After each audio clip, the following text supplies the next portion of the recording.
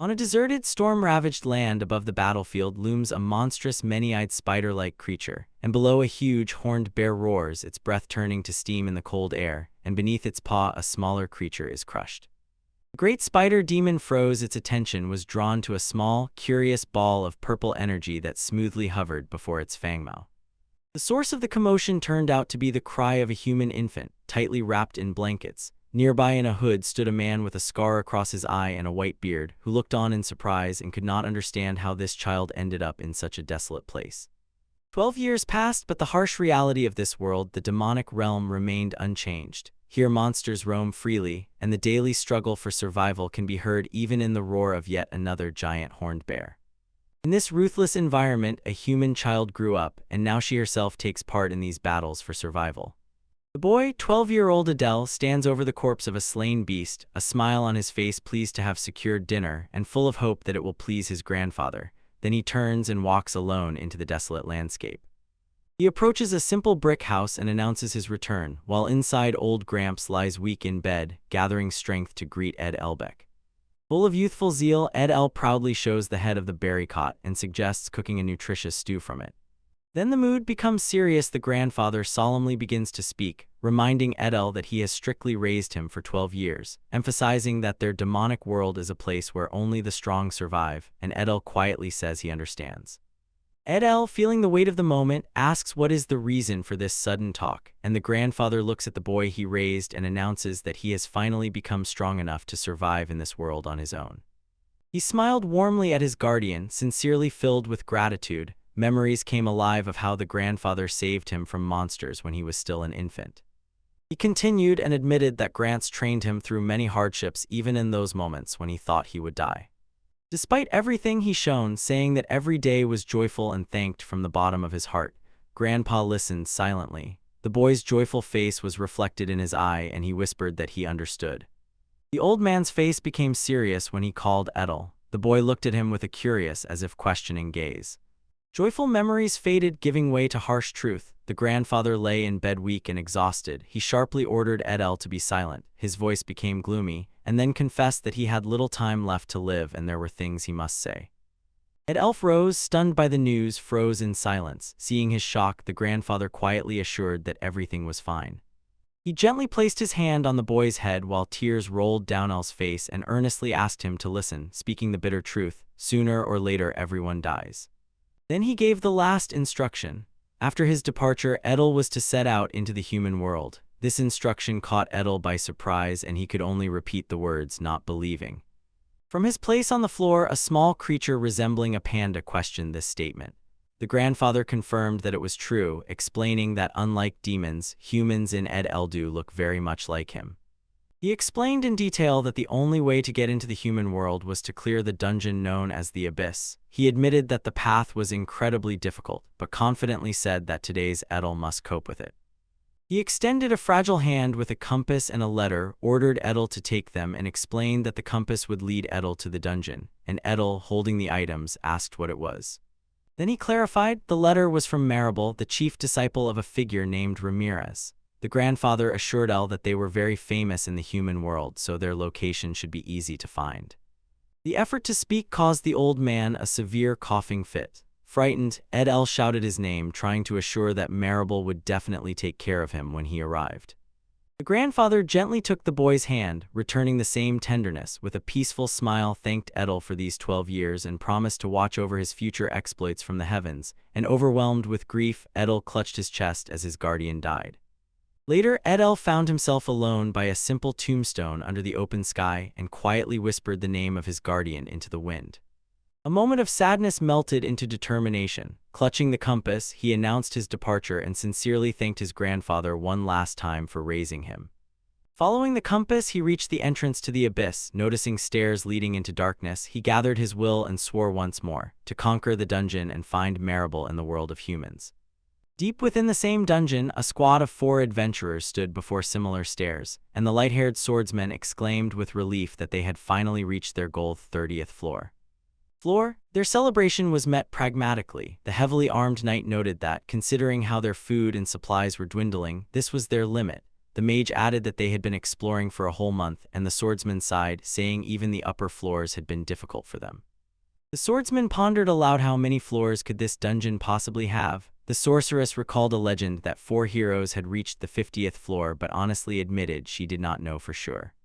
The thought of another 20 floors stunned her companion, who simply could not believe it. Deep in the abyss, the sorceress of the adventure squad gazes into the chasm and wonders what lies at the very bottom. She remembers that even the legendary 4 heroes did not descend there, and utters a rumor that the dungeon is directly connected to the demon realm. This thought noticeably frightens her. Their philosophical reflections are suddenly interrupted by an immediate threat: a huge burning bird monster. The blonde adventurer shouts, warning of its incredible speed, while Marable coughs from the scorching heat, and the knight, crushed by the creature, cries out that he cannot endure any longer, stunned by a monster he has never seen. In response to the desperate plea of the knight, Marable completes the spell. A glowing sphere of concentrated energy appears in her palm. She releases an attack that detonates on the creature with a blinding, fierce explosion. Power's explosion engulfed the fiery monster and threw it back, and the knight, as if stumbling from the shockwave, wavered. From a nearby passage, one figure, Ed L., watches the battle and wonders what a woman is doing here. His presence is noticed instantly. The blonde adventurer shouts, "Halt!" But Edel simply raises his hand in a casual greeting, and the embarrassed adventurer asks if he is alone, to which Edel tersely replies affirmatively. He nodded, then cheerfully said that it must be the 30th floor. The blonde adventuress gawked, broke into a sweat, and couldn't understand how someone could get so deep on their own.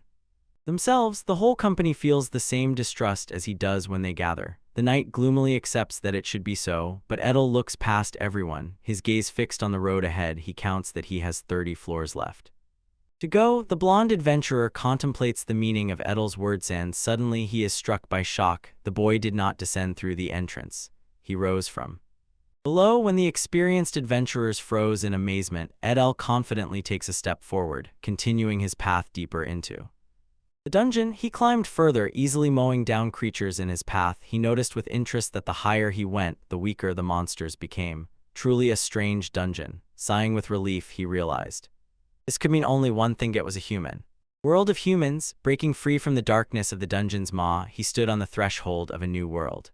When he found himself in the human world, his eyes widened at what he saw. Everything was so green and beautiful, a sharp contrast to the gloom of the demonic realm.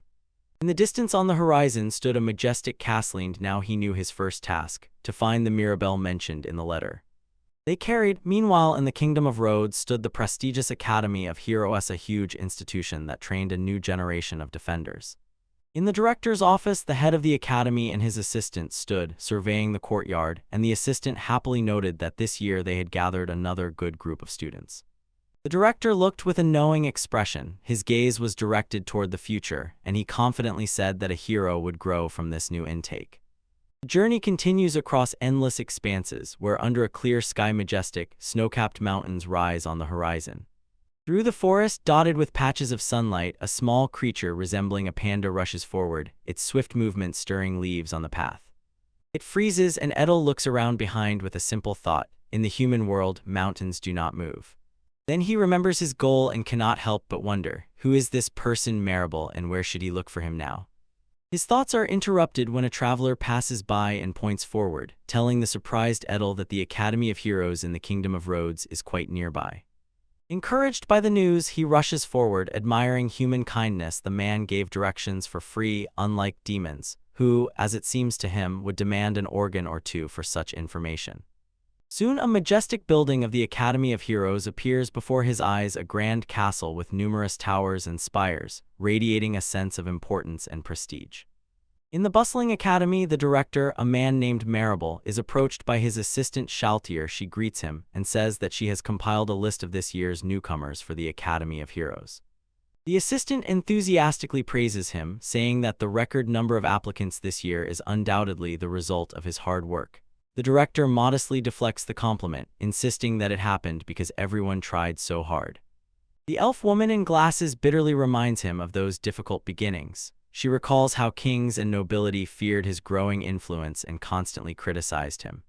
She continues reporting to Director Marable, saying that problems are still accumulating. The conflict between commoners and nobility does not subside, and now even royal families and aristocracy bring their children here, further complicating the life of the academy. He listens, his face gloomy. The director does not see this resolving soon. Silently, he wishes his magical mentor, some Master Ramirez, were nearby because he believes that with his advice everything could be different. His thoughts are broken by a cheerful greeting. Edel appeared in the doorway. The elf woman shudders, not understanding how he managed to sneak past the academy's defenses since golems are programmed to destroy anyone who enters the building. The boy looks around in surprise at the question about the golems. Casually, he points to a pile of stones and says that he simply dealt with them. They could not believe their eyes, the director shouted. These defenses should not have fallen so easily. The shock receded and turned into anxiety seeing the enormous power of the invader. The elf's protective instincts flared up, and she was ready to protect Director Marable at any cost, simultaneously preparing to unleash all her magical might. With a sharp scream, she lunged forward, pushing out her palm and releasing a concentrated explosion of wild power. A burst of energy relentlessly surged straight at Edel, and he just stood and watched as it approached, his face hidden in the shadow of his hood. The hood, it struck him, but instead of an explosion, the energy seemed to envelop him in a protective dome. The energy dissipated and Edel was completely unharmed. The director and the elf froze speechless, and Edel himself, confused by the attack, said he had only come to deliver a letter to Marable. He stood calmly while the elf warned Director Marable about the supposed danger he posed, and he only reassured her, saying he sensed no hostility in the boy, then turned to Edel and asked to see the letter. Edel confirmed the letter was for him. The director took the extended letter, and his face grew serious as he began to read.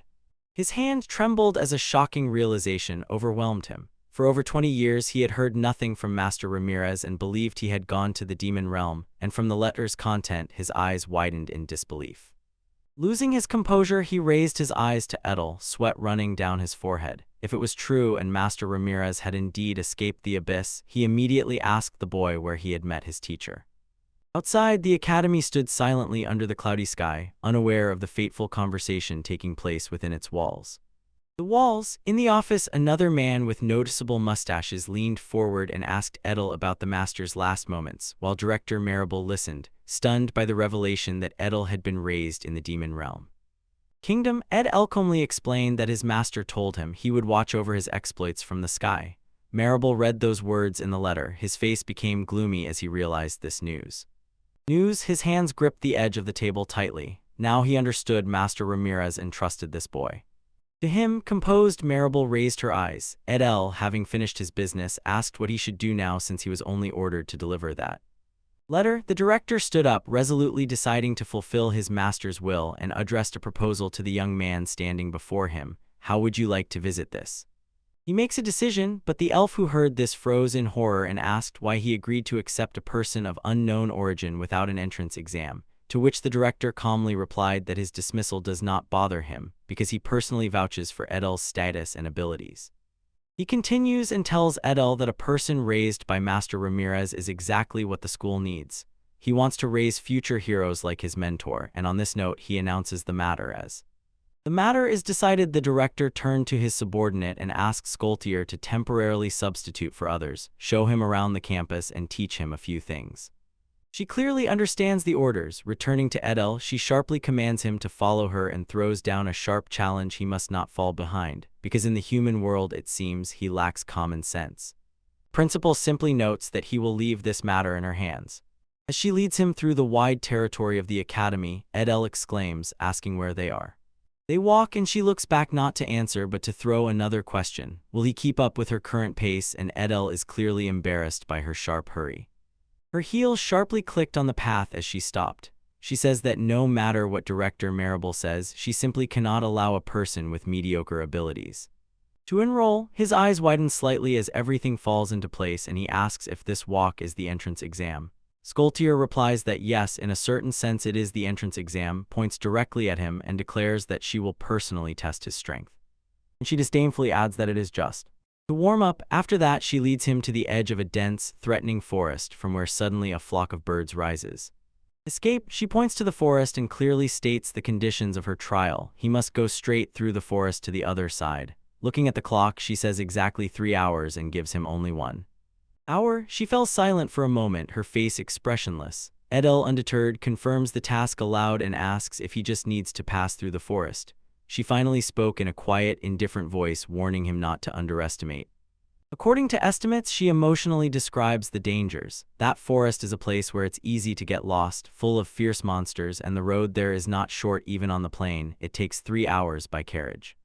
Flatland, she turned back to him and added that without enough strength, breaking through in just an hour will be difficult, but admits, if he really has the strength to pass the Academy's entrance exam, then naturally he should be able to achieve this. With a light, superior smile, she hints that it might be easier for him to follow her if he can keep up at all. Announcing that she will go ahead, she strides forward, her heels sharply clacking on the floor, and she prepares to move. In a moment she disappears from the spot, leaving behind a trail of torn air and clouds of dust. Edel can only watch from afar as this power consumes her. Moving at dazzling speed, a confident smile plays on her lips as she carves a path through the thicket.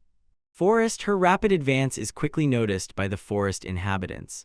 From under the bushes, a swarm of small, aggressive monsters jumps out to block her way.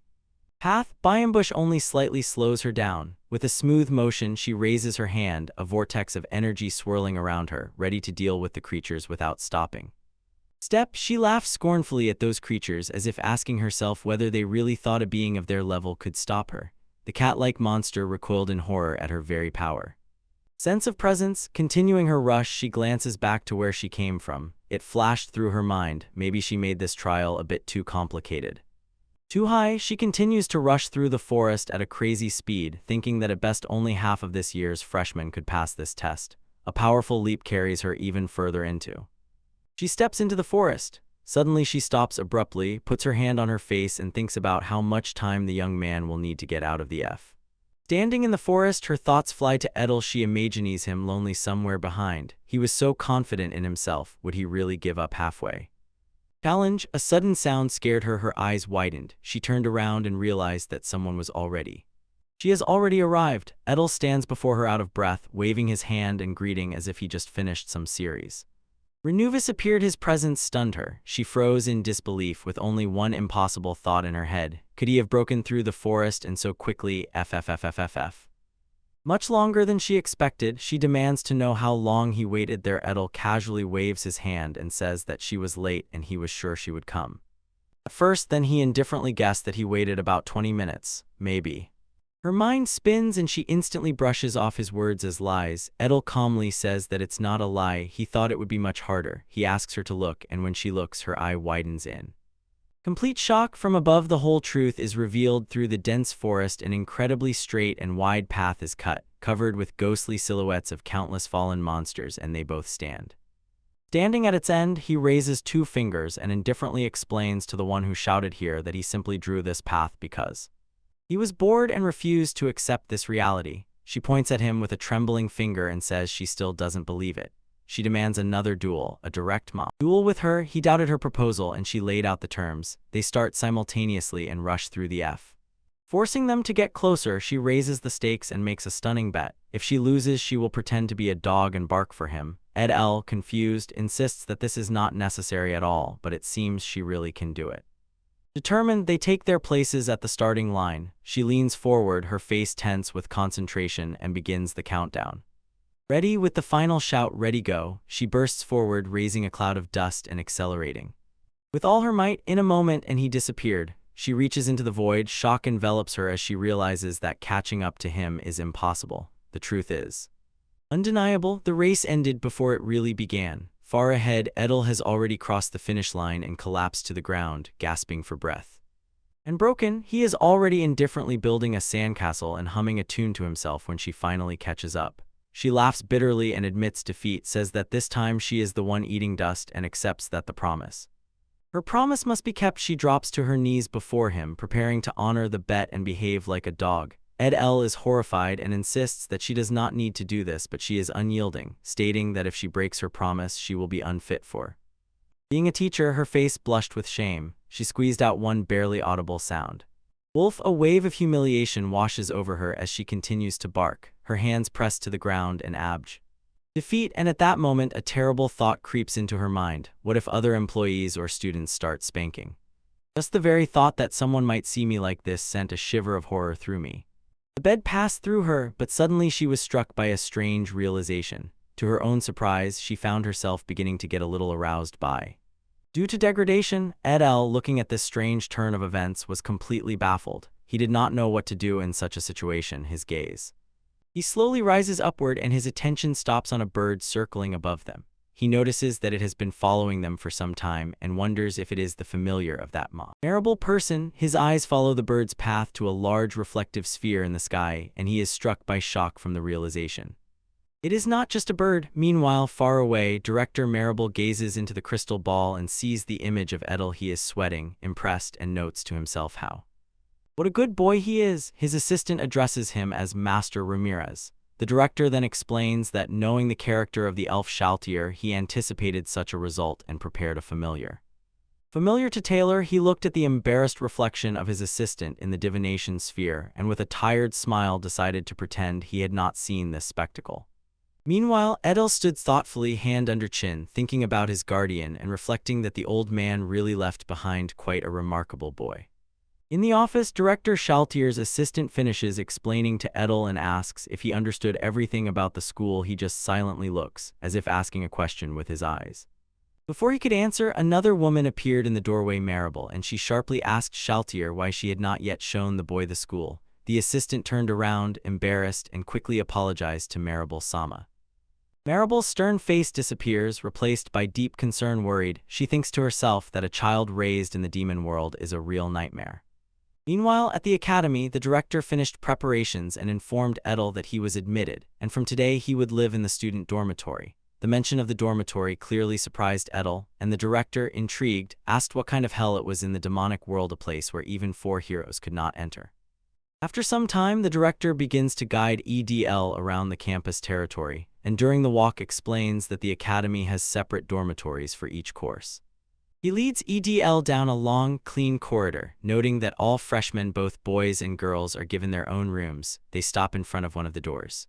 "This is your room," the director announced, and explained that regardless of origin or social status, everyone is given a room of exactly the same size. Edel looks inside, his facial expression unreadable. The room is ascetic, only a single bed and a small nightstand, and he silently asks himself, "Is this all?" Hearing the boy's thoughts, the director explained that the rooms here are only for sleeping, but assured that the school has many opportunities and activities, and after the introduction smiled and added, "Alice is here, you know, that's me," and also said there is another student he really wants Edel to meet. He leads Edel to the neighboring room where a young woman is sitting at a table studying. Startled, she looks up and reproaches them for entering without permission, addressing the director oddly formally, "Mr. Director." Ignoring her protest, he brought the girl to Edel and announced, "This is my granddaughter, Alice." Alice's face hardened. She was expecting this. The director continued and explained to Alice that he wants her to look after the recently transferred Edel. They are already in the same class, and he asked Edel to turn to her for help if needed, to which Alice, embarrassed, loudly objected.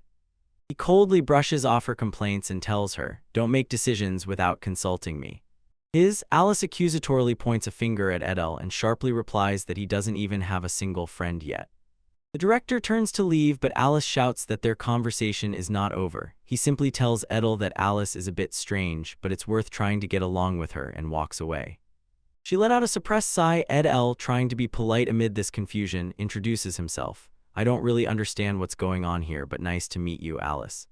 Alice, immersed in her book, told him that since their rooms are next to each other, he should just knock if he needs anything, and added that she already has questions for him. Raising her eyes, she says how strange he is. Edel, stunned, only responds confusedly, then asks himself, "What is a friend?" Alice explains that a friend is a close companion, not family. Edel thinks it over and concludes that his late grandfather must have been his friend, and the realization of this deep social isolation overwhelms Alice and leaves her speechless. Her patient finally breaks down. She pushes Edel from the threshold and shouts for him to leave, and he retreats, completely stunned by her sudden outburst of anger and cannot understand what made her so angry. He stands alone in the narrow corridor, the door firmly closed right in his face, and he mutters to himself about the miserable security of the house.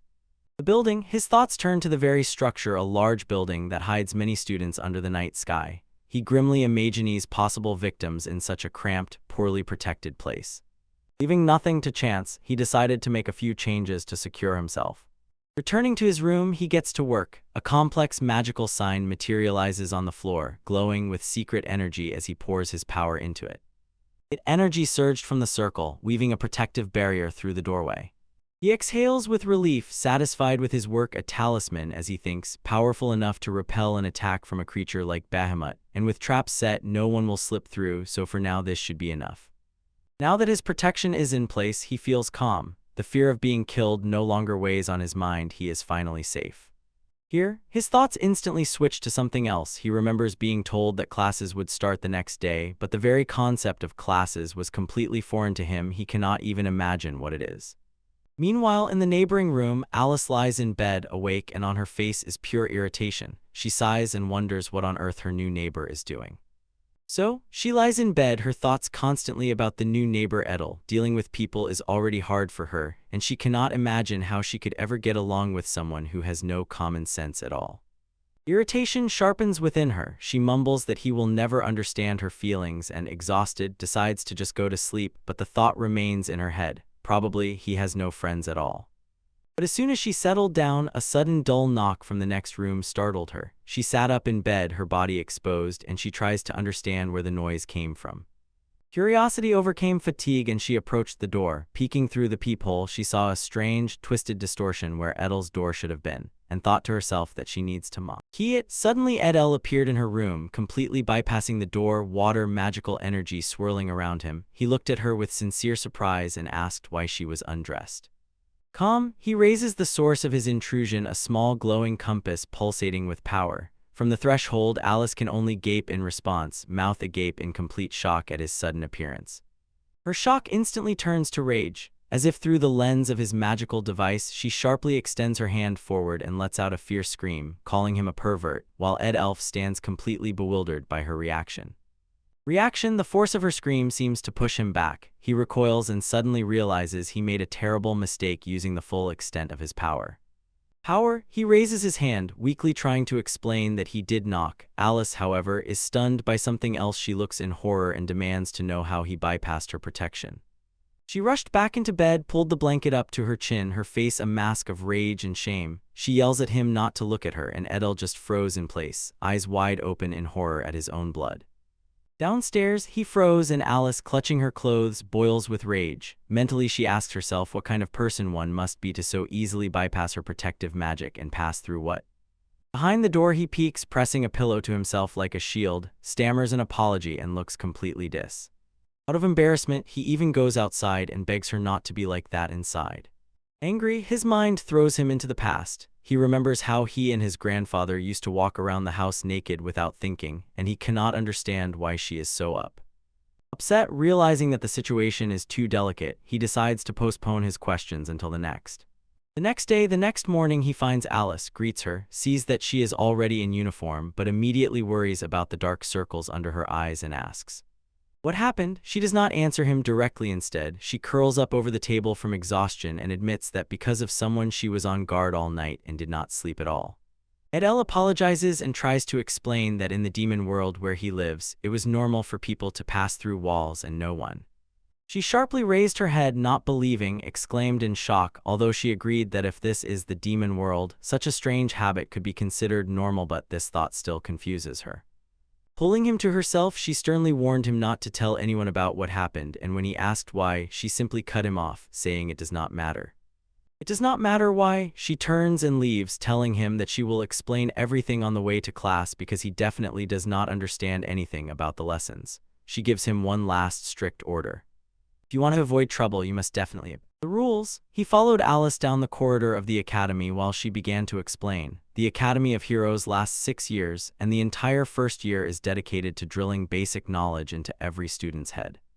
This basic knowledge covered everything every hero needed: adventures, history, art, mathematics, magic, and combat techniques. Continuing, Alice added that in the first year, one homeroom teacher teaches students almost everything, and they all study together in the classroom. And just at that moment, she stopped announcing that they had arrived. She pointed to the open doors of a large lecture hall. "Here is the auditorium," she said, noting that the teacher had already been called. He was called. As soon as he entered, the teacher, with glasses and a serious look, sharply clapped her hands to attract attention and ordered everyone to take their seats. When Edel stood at the front, whispers began among the students, and someone remarked that he must be extraordinarily talented because the transfer exam is known to be extremely It was difficult, but she officially announced that a new student would join them. Alice confirmed to the curious classmates that it was really Edel, and for a moment, tense and anxious, a strange thought flashed through the teacher's mind to imitate a dog, imagining how the students F. The teacher came to her senses, pushing away the strange impulse, composed herself, and asked Ed L to introduce himself to the class. He stepped forward. "Hi, I am Ed L," he began, waving his hand. "I still don't really understand this school, but I will be under your care." His modest admission that he knew nothing caused a whisper nearby. "He doesn't know about the school," a student whispered to his friend. "Even ordinary people go to elementary school. He must be from somewhere in some real backwoods. Chornovodsk settlement." But Ed L refuted the assumption that was spreading around the room and calmly said, "That's not it." About the demonic world, the statement hung in the air and caused a wave of stunned silence. Throughout the room, his new classmates, including Alice, looked at him with wide, shocked eyes. In the eyes' shock, he stood in stunning silence, genuinely puzzled. Why is everyone suddenly so quiet?" he asked aloud. Nearby, Alice propped her chin with her hand, her face pure irritation. She recalled how she had warned him. At the front of the class, the teacher could only hide her face in disbelief. The suppressed silence was suddenly broken by one loud, boisterous laugh that echoed. A voice ran through the class. "Hey, what kind of joke is this?" the teacher sharply shouted. The sudden sound frightened Edel. His eyes widened in surprise, and he, along with the stunned Alice, turned in that direction. Commotion. From the back of the room, a student with light, spiky hair stood up. A smirk appeared on his face as he met Edel's gaze and mockingly said, "So you're from the demon world, huh?" He sneered, instantly closed the distance, and leaned in so that he was face to face with Edel, contempt dripping from his voice. "Are you trying to make fools of us? What is this sudden solo show?" In the large, tiered auditorium of the Academy of Heroes, a student with spiky hair confidently strides down the aisle, and his heavy steps echo loudly.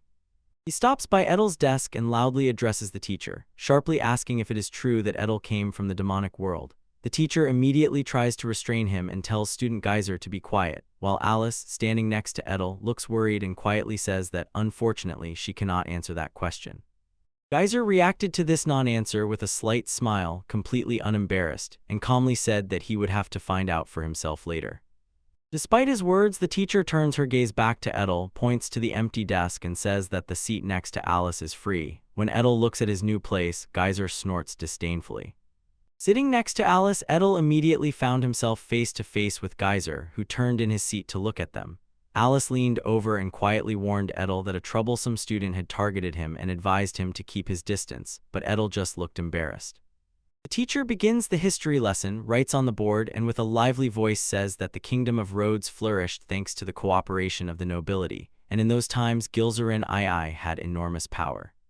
While the lecture drags on boringly, Ed L and Alice seem to have switched off, lost in their thoughts. Seeing his confusion, Alice slides over a book and says that it is a preparatory text with most of the key information, so he should read it so that no questions are asked later, and immediately adds, "Does he even know how to read those letters?" He reassures her his grandfather taught him the magic of automatic reading, and when a glowing rune appears in his eye, Alice, stunned, admits that she has never heard of such a spell. When Edel focuses on the open book, the magic works. His eyes widen in shock, and the classroom around him seems to distort as he realizes the meaning before him. He lifts his eyes from the history book and calmly says that he has memorized almost all of its content, and Alice, standing next to him with wide-open eyes, does not believe him and asks if he is lying. In response to her doubt, he asked if she also uses some kind of memory magic. To test him, she asked him to name the king from 5 generations ago. He named Dilip III without hesitation, confirming that the answer was correct. She admits with surprise that his natural talent is even more amazing than magic. Edel simply says that, of course, he remembered it.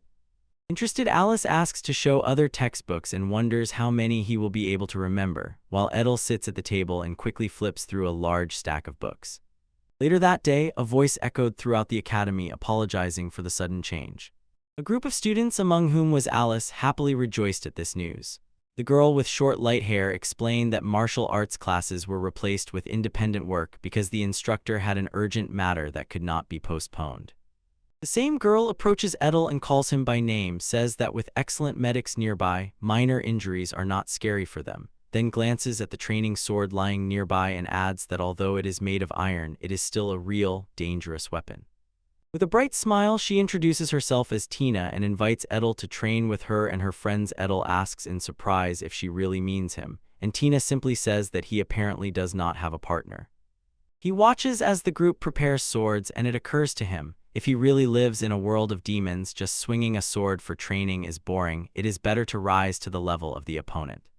While he is thinking, Tina challenges him to a light spar. Edel mentally notes that his own sword is stored in a subspace dimension, but still decides to continue, and Tina gives a final firm warning. During sparring with another student, he absolutely must restrain himself. She stands ready, training sword in hand, tells Edel that she can start at any moment. Edel calmly agrees, and nearby Alice watches and whispers to another student that the newbie from another school is about to fight Tina.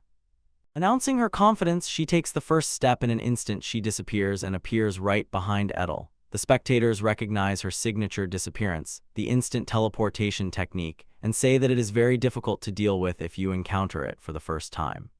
He reacts instantly, without turning, raises the sword over his shoulder, and with a sharp clang of steel, accurately intercepts her downward strike. Her eyes widen in shock as her blade suddenly stops. She lets out an irritated groan, not believing that he deflected her attack without even looking. Other students watching also freeze in stunned silence. He continues to deflect her subsequent attacks, still standing with his back to her, while the spectators confusedly ask aloud how he manages to do that. Legs. Alice looks and is increasingly stunned. She realizes that he not only neutralized her magic yesterday, but now is deflecting a barrage of Tina's attacks without even turning to her. To her, she mentally cannot understand what kind of training one must undergo in the demon world to acquire such abilities, and who he really is. He diverts attention from the duel, glances over his shoulder at the spectators, and calmly invites everyone to join, implying they can attack him whenever they want. The audacious proposal stunned Alice and the other students. After a moment of recovery, Alice retorted that he will regret those words. Taking this as a new challenge, Tina jumped back to create distance, and now she and Edel stand opposite each other, ready for a fight that has just become much larger in scale. He stands still as the student lunges at him, his face expressionless.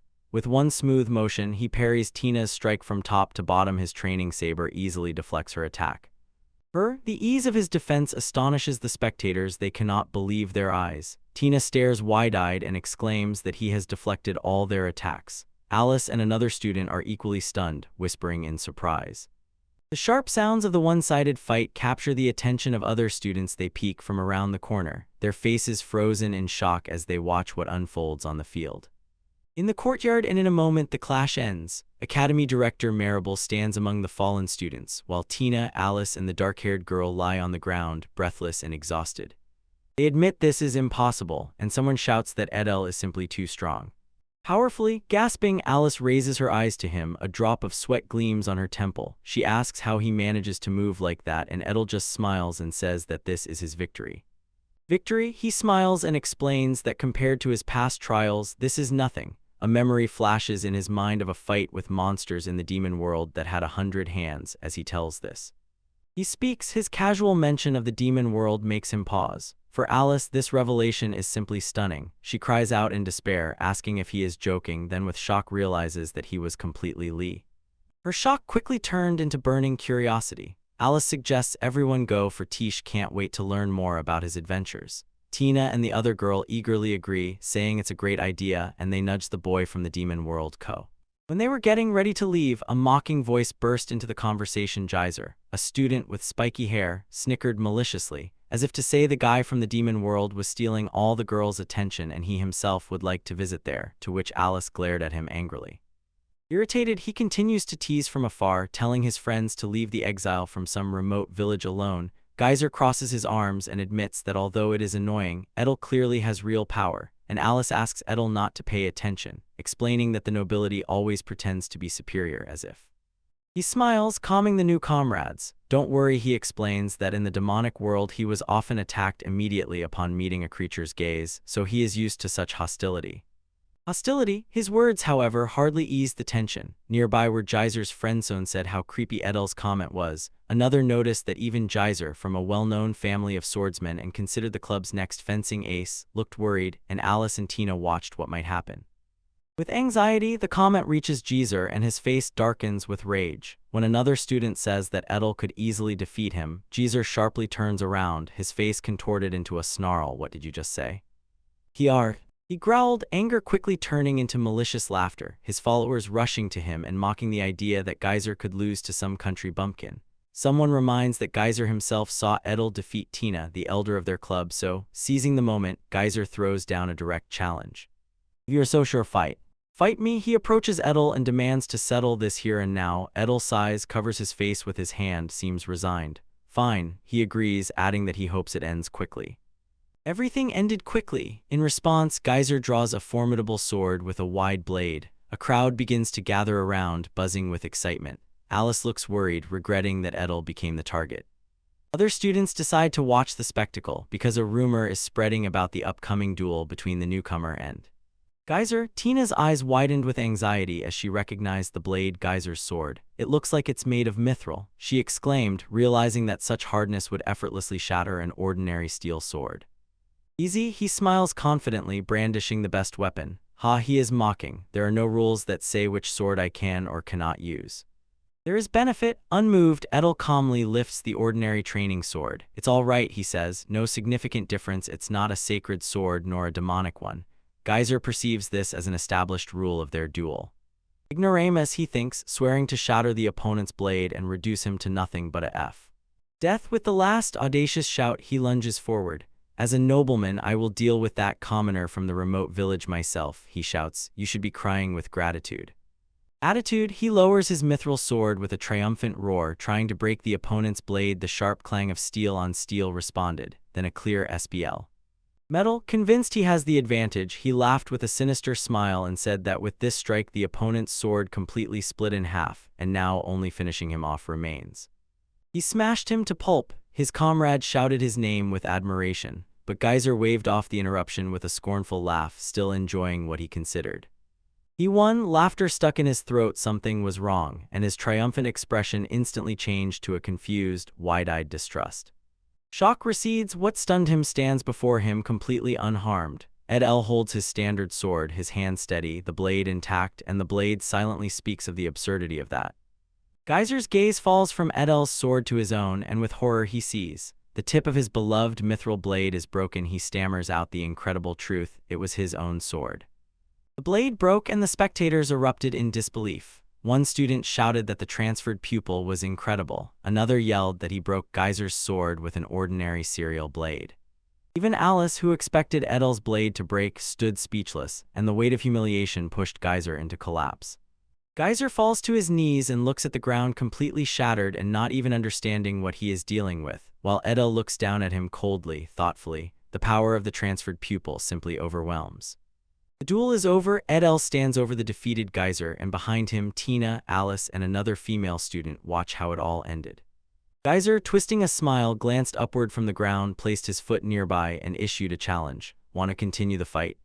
Edel is silent, and Geyser drops to his knees, a mixture of irritation and distrust on his face. He burns with rage inside. Edel was completely unprotected during their fight, a fatal mistake that in the demon world would have cost him his life. His fist clenches the stone floor. He grits his teeth and admits, this is my defeat. Edel calmly accepts the surrender, and nearby Tina celebrates, shouting that it was an amazing victory. The crowd of spectators began mocking Geyser's humiliation. They laugh that he lost to such a sword and chuckle over the fact that, although he cheated, he still suffered defeat. One of his companions approaches to offer help, but Geyser fiercely pushes him aside, growling for him to get out of his way.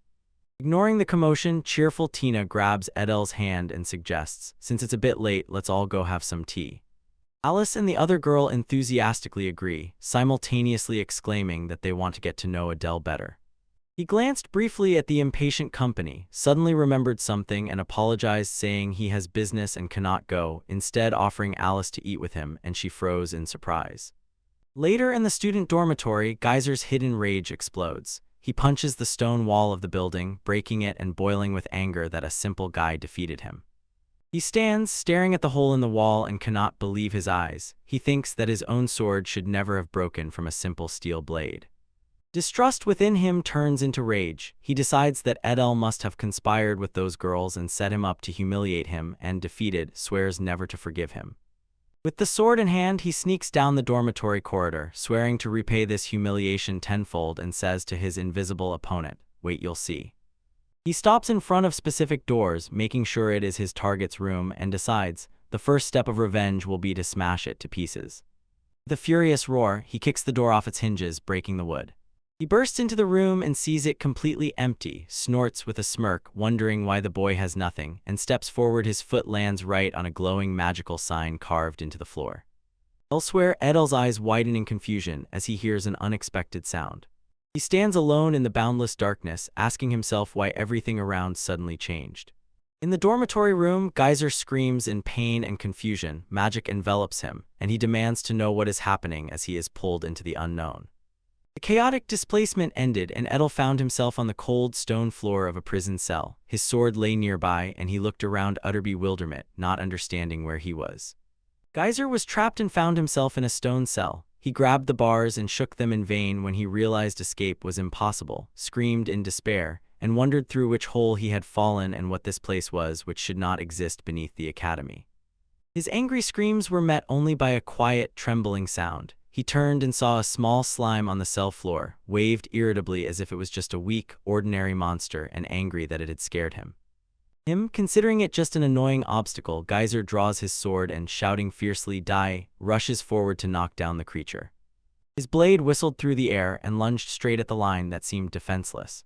The sword caught but did not cut it, bounced off the amazingly hard slime body with a dull thud. The blow shook Geyser's arm and he recoiled in shock, exclaiming how hard it was.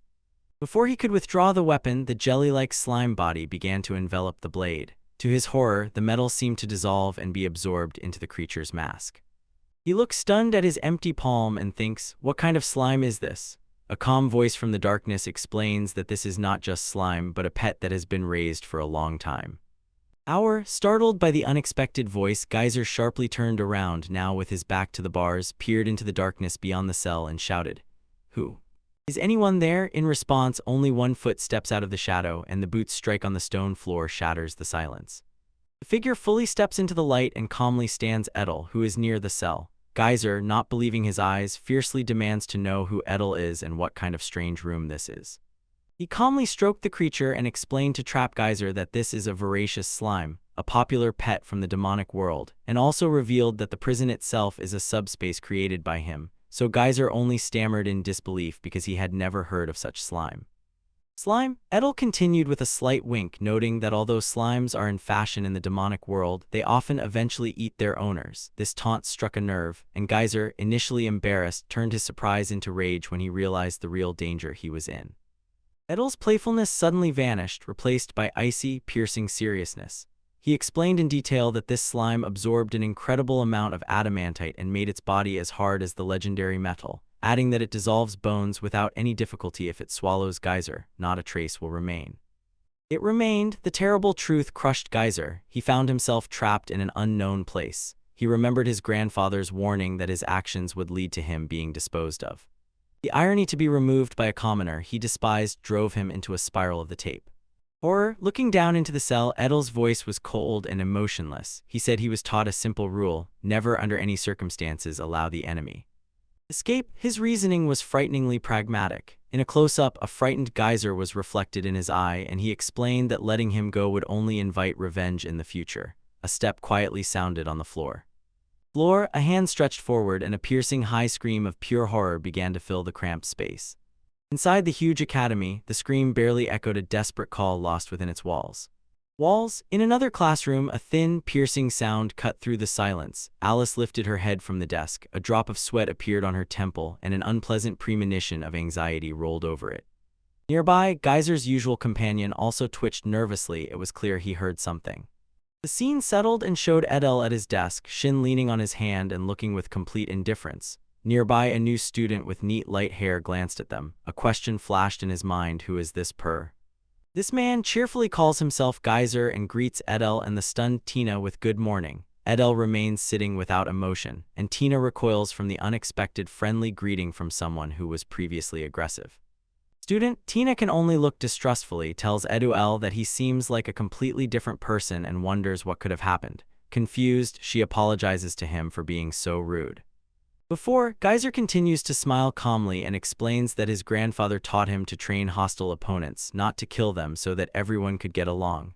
The word train leaves Tina completely embarrassed. He states that Edel took pity on him, and from now on he will dedicate his life to serving him so that no enemy escapes. Alice, who was eavesdropping nearby, nervously sweats and thinks to herself that he went too far. While the students whisper, Alice suggests to Geyser that maybe it's better not to use the word train, and he simply asks if that's so.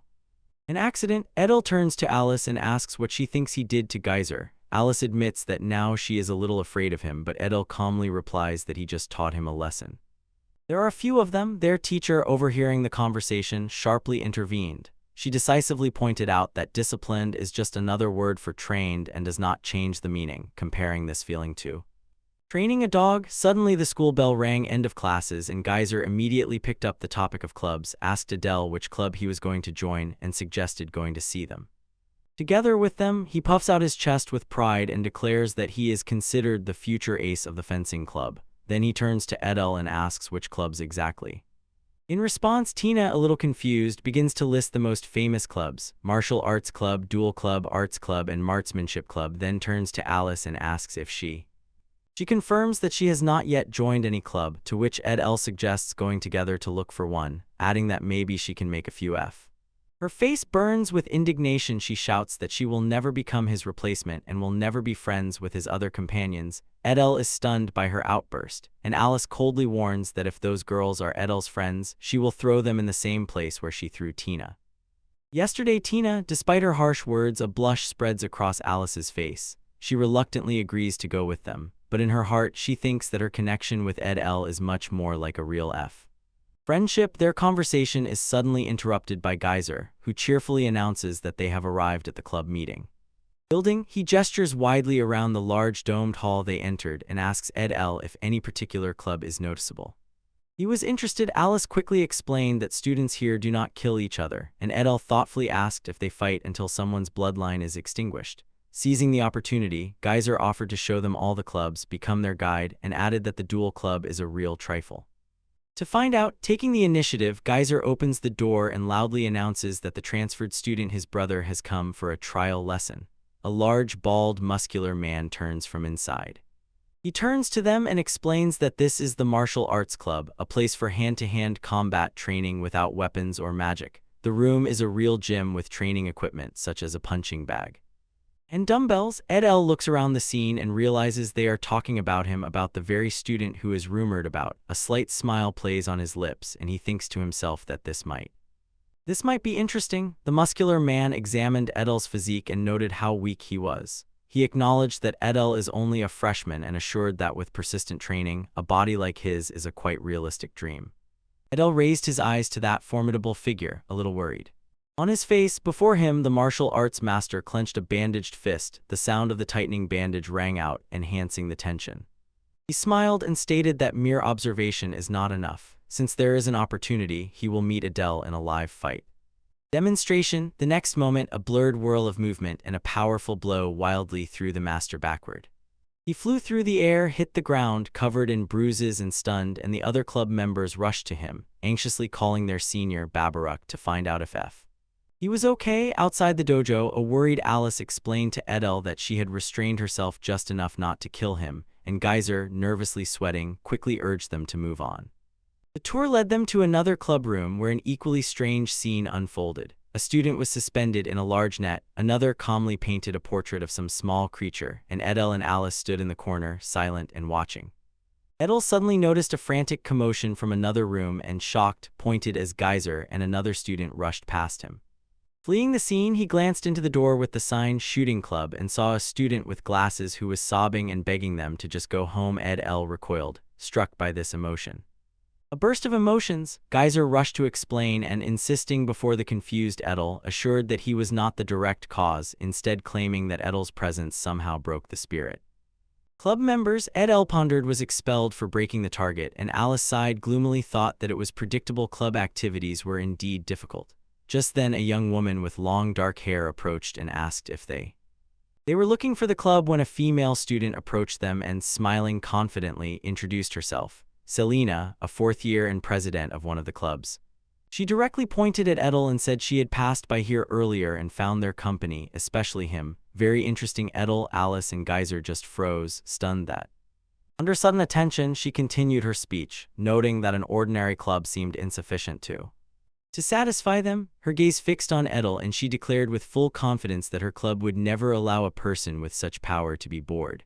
Intrigued by her confidence, Edel asked what kind of club.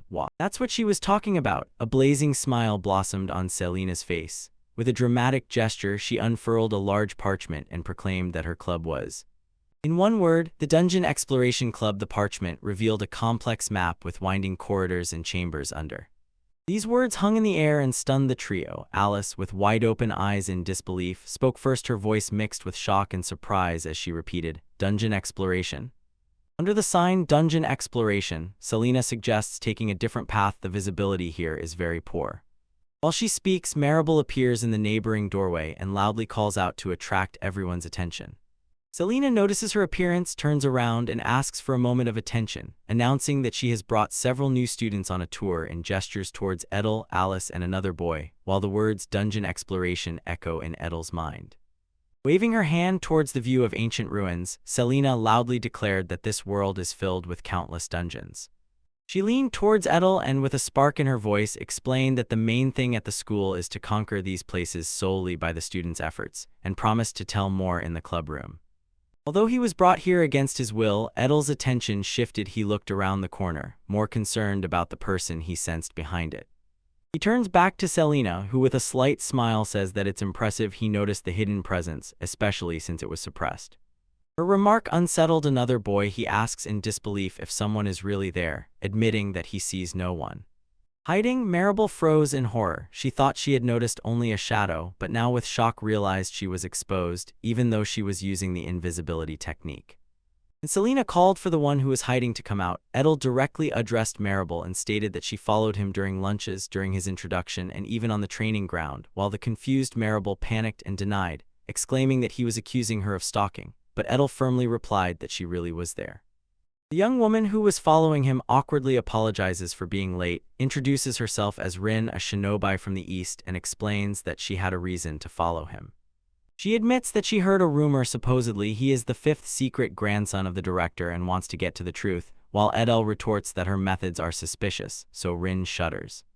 Edel returned to his friends, waved his hand dismissively. If there was real anger here, he would have dealt with it, and nearby Rin quietly worries that if this continues, she will be labeled a pervert.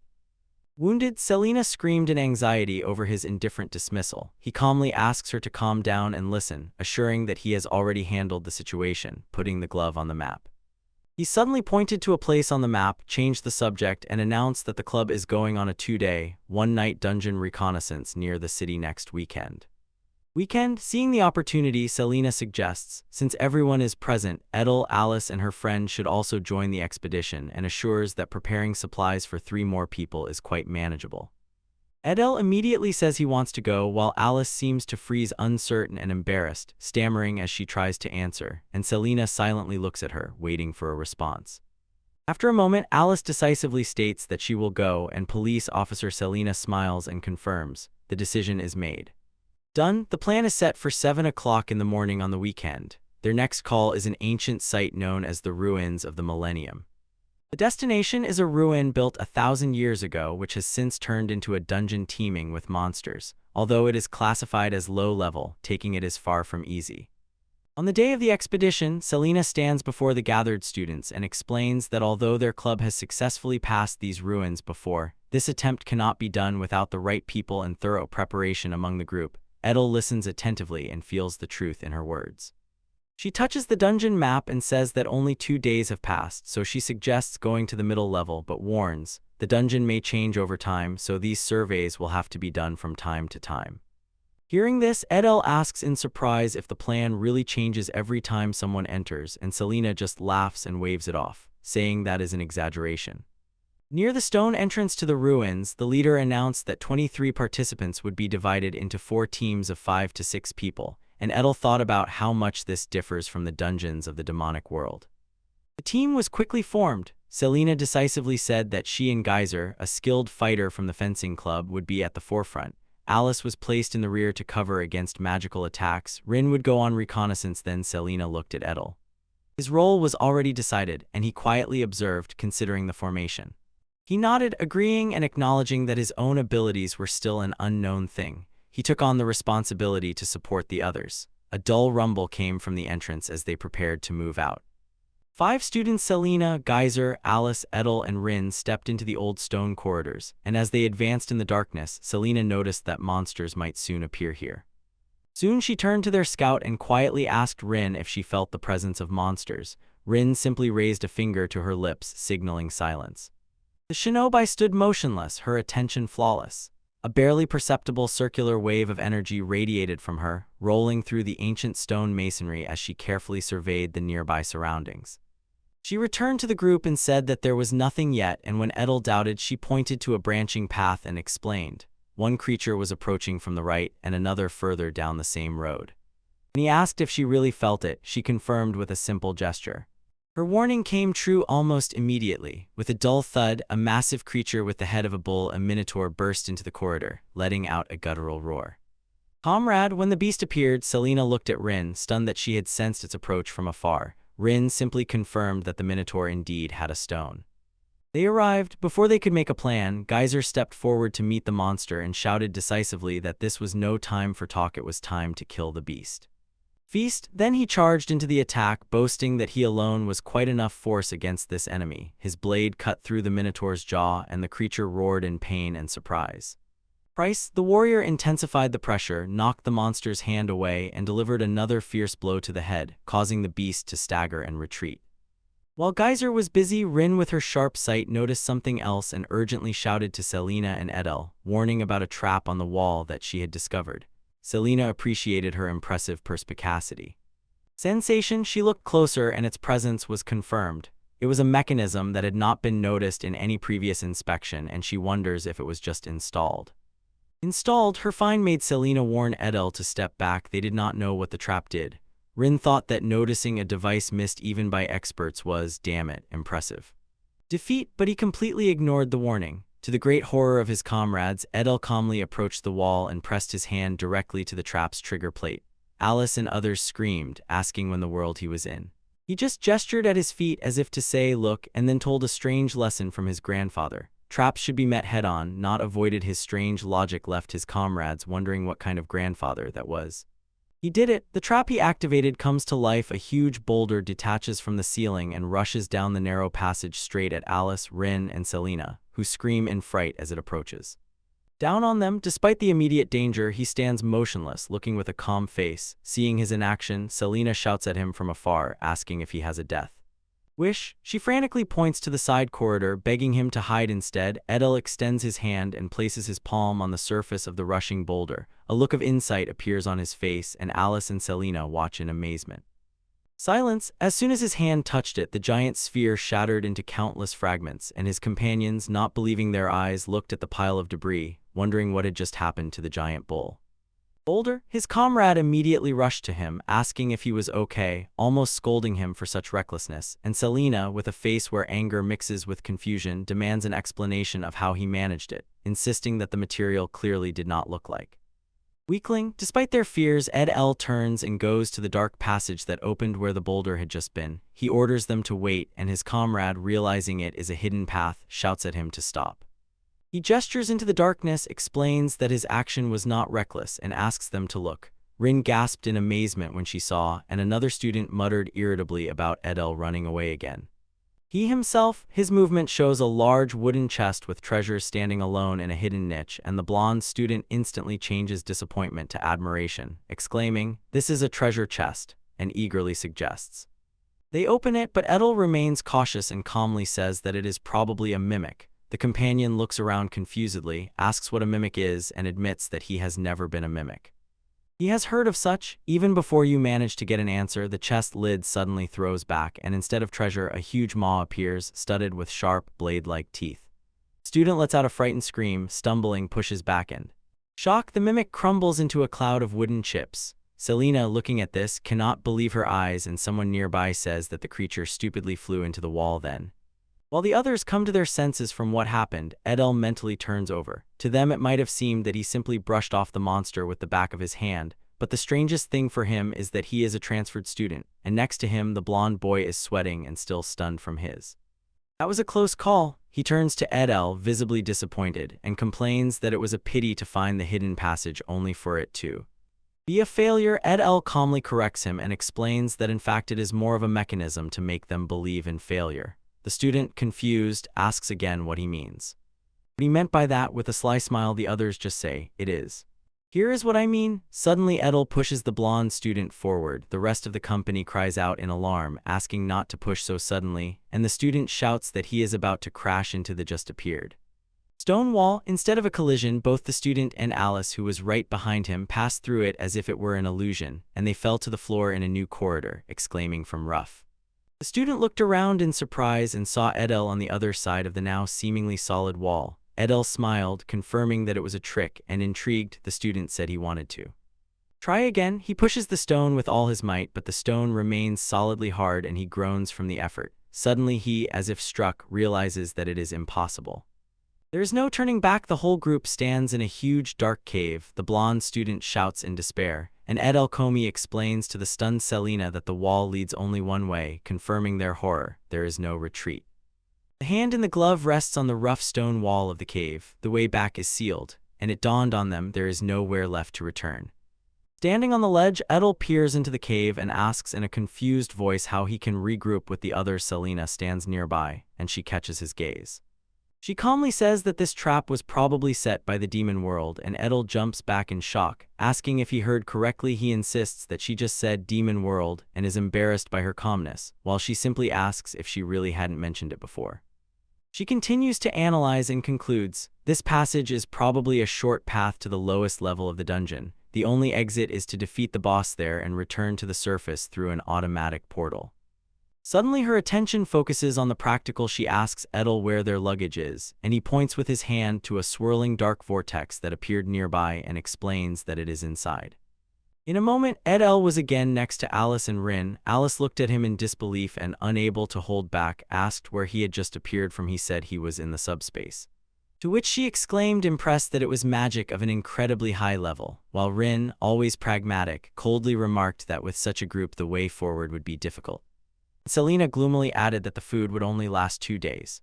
When Edel pulls the backpack out of the subspace, Selina notes that Alice is not very impressed by this display of power. Alice herself sees an opportunity in it and asks if he can use this ability to teleport everyone back to the surface. He says it's not that simple. If the destination point is not marked initially, the teleportation can be inaccurate and they might appear in the wrong place. Alice, with a confident smile, simply replies that she is used to such risks. To show the danger, he says that a miscalculation could sink them into the ground, even recounting a case when he accidentally teleported inside a monster and had to forcefully break free, and Alice screams in horror at what an incredible danger it is. The group stands at the threshold of the dark passage, and Selina says with a firm expression, there is no way back, only forward remains. 3 hours have passed since they fell into the dungeon. The student's path was blocked by massive, ornate doors. One of them noticed this and exclaimed in surprise. Feeling that something is wrong, Selina turns to Rin, mentions a dangerous smell in the air, and asks the girl in the mask to go scout. Rin immediately agrees. Before she can move, heavy doors creak open on their own. Selina mutters that the situation couldn't be worse, and Alice agrees. Others look worried, and Edel steps forward without hesitation. He instantly disappears through the opening, and the light-haired student shouts that he is gone, jokingly envying such power to spy on the girl's bathroom. And from the darkness comes the voice of Edel, calming, everything is fine. His words are cut off. A massive armored tail crashes down from the ceiling with a roar. Selina and the light-haired student scream in shock, while Edel remains completely calm, only noticing that something is falling from above. The monster turned out to be a manticore. The light-haired student immediately noticed that it was clearly larger than usual and, to his horror, had several tails. Selina felt the oppressive atmosphere of the room, realized it was the boss's chamber, and wondered if this was their last opponent, while the beast let out a deafening roar. It lunges forward, numerous tails tense and ready to strike. In the chaos, Geyser shouts to the others to be careful. The stingers are filled with a strong poison. The barrage is too wide to avoid. Alice, sweating from the effort, feels the horror gradually growing. She cannot dodge an attack of this scale. She falls to her knees, her head spinning. Nearby, the light-haired student collapses, so he feels it too, and Alice has a terrible thought. The monster must be dispersing its poison directly into the air. Forced to kneel, Selena barely holds on to consciousness. She hopes Rin is far enough to be safe, but the others are in huge trouble. Her thoughts rush to her companion, where is Edel? And at that moment, Edel appears before the manticore, completely unharmed and unshaken. He stood firm among the fallen classmates and with incomprehensible surprise asked why everyone was on the floor. Aloud wondered why they were unharmed after inhaling the poison. Indifferently told the groaning Alice that such a weak poison doesn't count as poison, and even boasted that a simple needle prick wouldn't affect him. The sharp sting of the manticore's tail pierced flesh, and the poison struck instantly. At Edel's indifference, the spiky-haired student Geyser shouted in disbelief, demanding, "What are you doing?" The beast's sting bit into the stone floor and splattered a dark spot of its potent poison. He calmly explained to Alice that he had trained to increase his resistance and could easily handle poison of that level, and she could only whisper, "With him, everything seems possible." He turned back to the others and boldly said that this was a great opportunity to build resistance to poisons, although he himself did not use any cleansing magic. Geyser, stunned, roared to immediately use magic, asking if this was really the time for such experiments. After a minute, probably casting a spell, the light-haired student sighed with relief and thanked his older brother. Alice also confirmed that the poison was leaving her body, and Edel noted that inhaling a bit of poisonous smoke was even amusing. As soon as they recovered, the manticore lunged forward with a huge clawed paw. Rin shouted from the shadows now, and Edel, now holding the dog, responded to the signal. His eyes narrowed. He was alert and ready to strike. The monster howled in pain as several scorpion-like tails were cut off, and Ren, hiding and watching, noticed that the creature's skin was too tough. Cutting off all 5 tails was almost impossible, but she thought that as long as she remained unnoticed, she could create a discovery. Her confidence instantly faded. The enraged Mandaker began spinning and unleashed a fierce, sweeping blow. Rin held her breath, realizing too late that the beast had launched an attack in all directions. Attack, she watched, unable to believe her eyes, as a hail of poisonous stings rained down from above. "Wait," she shouted, realizing that the boss monster had a frightening level of intelligence.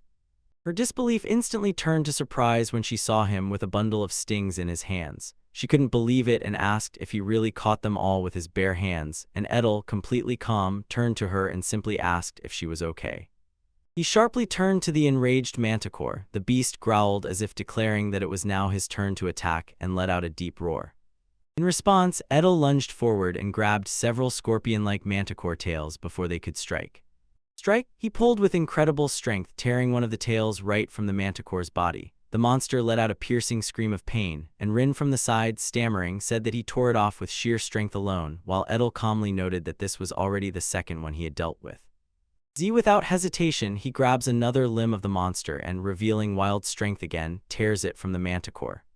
Body, now armed with the severed tails of the creature itself, he jumps and swings them like clubs, hitting the manticore right in the torso. In the head, the furious force of the blow, the massive beast falls heavily onto the stone floor with a dull thud. As the manticore lies fallen, Edel notices a dark ball of energy gathering nearby. He looks at the beast's face, sees that it has changed color, and realizes its poison has started acting again. Against this, the classmates remain in complete shock. Geyser, exclaiming excitedly, marvels that Edel defeated the boss and opened the way for their escape. Alice, disbelieving, asks if they are dreaming because she cannot understand how he single-handedly overcame such a powerful monster. Rin nearby admits that she is starting to think the same. Get lost. Meanwhile, in another part of the dungeon, Alice, Rin, and another student exit through a large passage. Alice looks around anxiously and says that it seems they have ended up in something that looks almost the same. Looking at the room, suddenly a powerful shockwave passed through the corridor where Edel and Geyser stood. Geyser flinched and screamed from the vibration, while Edel, completely calm, immediately guessed. Probably another boss fight, so he advised his comrade to prepare for it. At that very moment, as he speaks, the stone floor in front of the other group of students explodes, and from it emerges a massive, bulky figure made of solid stone, a golem, confirming that another boss monster really. It appeared. Rin exclaims that this is not an ordinary golem. Selena grits her teeth in irritation, noting that they have no information about this boss. She notices its cylindrical arms and assumes that it will probably attack from a distance. Seeing the other tense up, Edel turns to Alice with a calm expression and offers the teacher a safe way to fight the monster they have never encountered before. Alice falls silent. She does not believe such a method could exist. He continues, saying that if a universal fighting method existed, she would definitely want to know about it. He recalls their lessons at the Academy of Heroes, where they were taught only how to fight known monsters, admitting that it is impossible to understand the nature of all creatures and in the world. Without saying another word, he firmly plants his foot on the ground, biting into the stone, preparing ch. He rushed into the attack, shouted, "I'm coming," and threw himself straight at the towering stone golem while the monster's glowing eyes fixed on the charging boy. He lunged at it, and in a moment his fist struck the upper part of the golem's body, crumbled into a cloud of dust and stone fragments from a single devastating blow, while the classmates just froze in complete confusion, as if thinking in unison. He turns back to them with a bright, joyful smile and says that his big strategy is simply to defeat the monster before it can attack. He says it's safer and works with most, and the absurd simplicity of this, though incredibly effective, logic simply shocks Alice and the blonde student. As the group dives deeper, Ed El Kumlai encounters a toothy monster and begins to emotionally lay out his combat philosophy. With monsters that have high defense, you just need to unleash an attack stronger than their defense. He continues the lesson, explaining that with fast monsters it's simple, you catch them at the moment of attack. With a light, almost effortless gesture, he demonstrates this and easily gets rid of the previous creature, adding that even those monsters that disappear are the same, you can just erase them from form. With a single light wrist flick, another beast huge, covered in shaggy fur dissolves into nothing, not even managing to make a move. He turns back to his stunned companion with a bright smile, explaining that such monsters are usually not resilient, so one mass strike is quite enough, and cheerfully asks, "Isn't it simple?" Standing before the whole team, he impatiently asks which boss will be next, while his companion mentally thinks that none of his demonstrations help at all. Walking down the stone corridor, Selena cried out in despair. One of the companions muttered that this was already the 6th encounter, and when will it end? Suddenly, a massive figure blocked their path. Ren recognized the bloody minotaur, and Selena realized with horror that this was the dungeon's final boss. Alice panics, not understanding where it came from. She thought this would be the last encounter, but it appeared much earlier. The huge, bloodied minotaur loomed over them, its presence suffocating. The monster lets out a terrifying roar. Selena explains that its scream instills a stony, paralyzing fear that is impossible to endure without strong will, and regretfully says that although they would usually swap out the frontliners to handle this, the current situation does not allow it. When Selena was already preparing to fight the beast alone, suddenly Edel appeared nearby. With a calming smile, he said everything was fine, he was here, and admitted that it would be hard for her alone, hinting that he would handle it himself. He stood firm while the bloody minotaur, now enraged, let out a deafening roar. A wave of sound hit him with such force that his eyes instantly widened in amazement.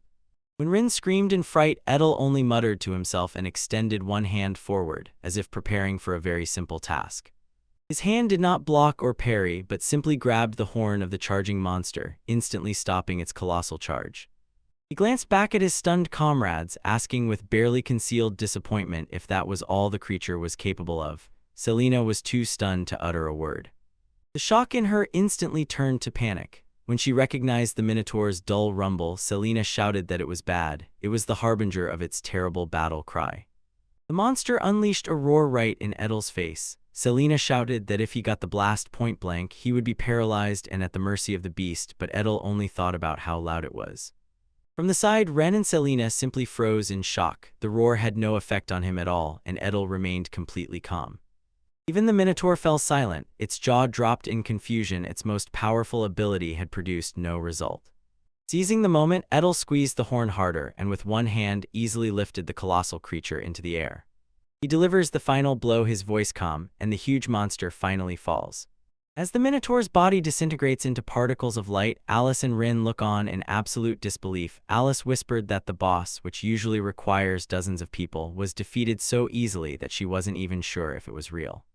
At the place where the beast disappeared, suddenly a large chest with treasures appears, and the light-haired student, forgetting his fear, excitedly wonders what is inside. The student suspects that the chest might be a disguised monster, but Selena calmly dismisses his fears. She has never heard that rewards for completing a dungeon were a trap.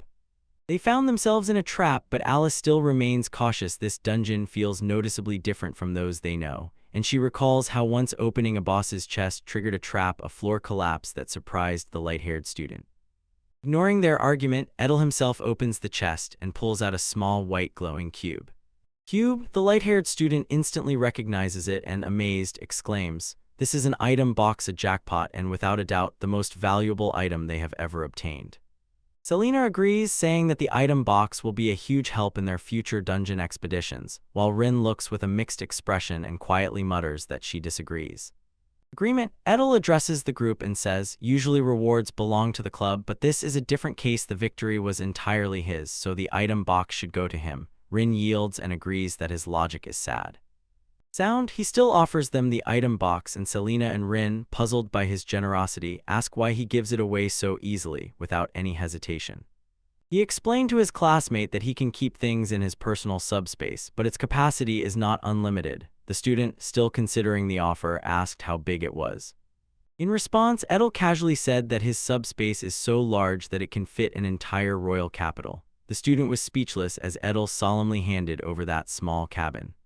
The light-haired student stammered, confused, and the guys interrupted him with smiles. He stated that if any student does not want it, he will gladly take it, because it is better for the club to have it than for Edel to keep it. Leave it, the matter is settled. The group stepped onto the glowing teleportation circle on the dungeon floor. Their way back to the academy is now Seku. In a moment, they found themselves back at the academy. Selena and other anxious club members were waiting for them, and when Selena saw that her club president Ed L was safe, she exclaimed with relief. Safe? Selena said they were seriously worried when they lost contact with the president's team. She explained that their group defeated the boss and, using teleportation magic, escaped and were just about to call for backup, although she admitted herself it sounds incredible. Her story caused laughter from a fair-haired student who jokingly asked if she had been caught in a hypnosis trap. The guys angrily interrupted him, shouting that it was not a lie, and then he stated that Edel single-handedly defeated the Minotaur boss. Selena froze, stunned and silent. Selena thought their distrust was quite predictable. The story was too absurd, and while she pondered this claim, Rin quietly confirmed from the side that it was indeed true. True? Suddenly an image of Ed L's incredible strength defeating the Minotaur flashed in her mind. Looking down at the box of items, she so wanted to believe that it was all just like a dream, but the solid weight of the box in her hands was undeniable. She realized this item was indisputable proof that the incredible events of their expedition really happened. She and the rest of the club members emerged from the dungeon with uplifted hearts, thanked Edel for the wonderful adventure, and eagerly asked when they would go exploring again. As they walked, Edel noticed a thoughtful expression on Selena's face and asked if by any chance she was thinking of joining his club, clarifying that although he was still choosing candidates, she was one of them, and her slight smile and averted gaze suggested she was really considering it. That was the end of it. His friendly look suddenly changed. He raised his hand, stopped her, and said directly that it was better for her not to join. Honestly, the difference in their levels was just huge, and it would not be for her. For her own good, he walked away, decisively adding that his club must refuse her, leaving her standing alone under the open sky. After some time at the academy, Geyser ran into Edel, approached with a smug smile, mockingly asked about the one who broke into the club, and added with pleasure that the rumors had grown so much that now it was impossible even to go on a tour of other clubs.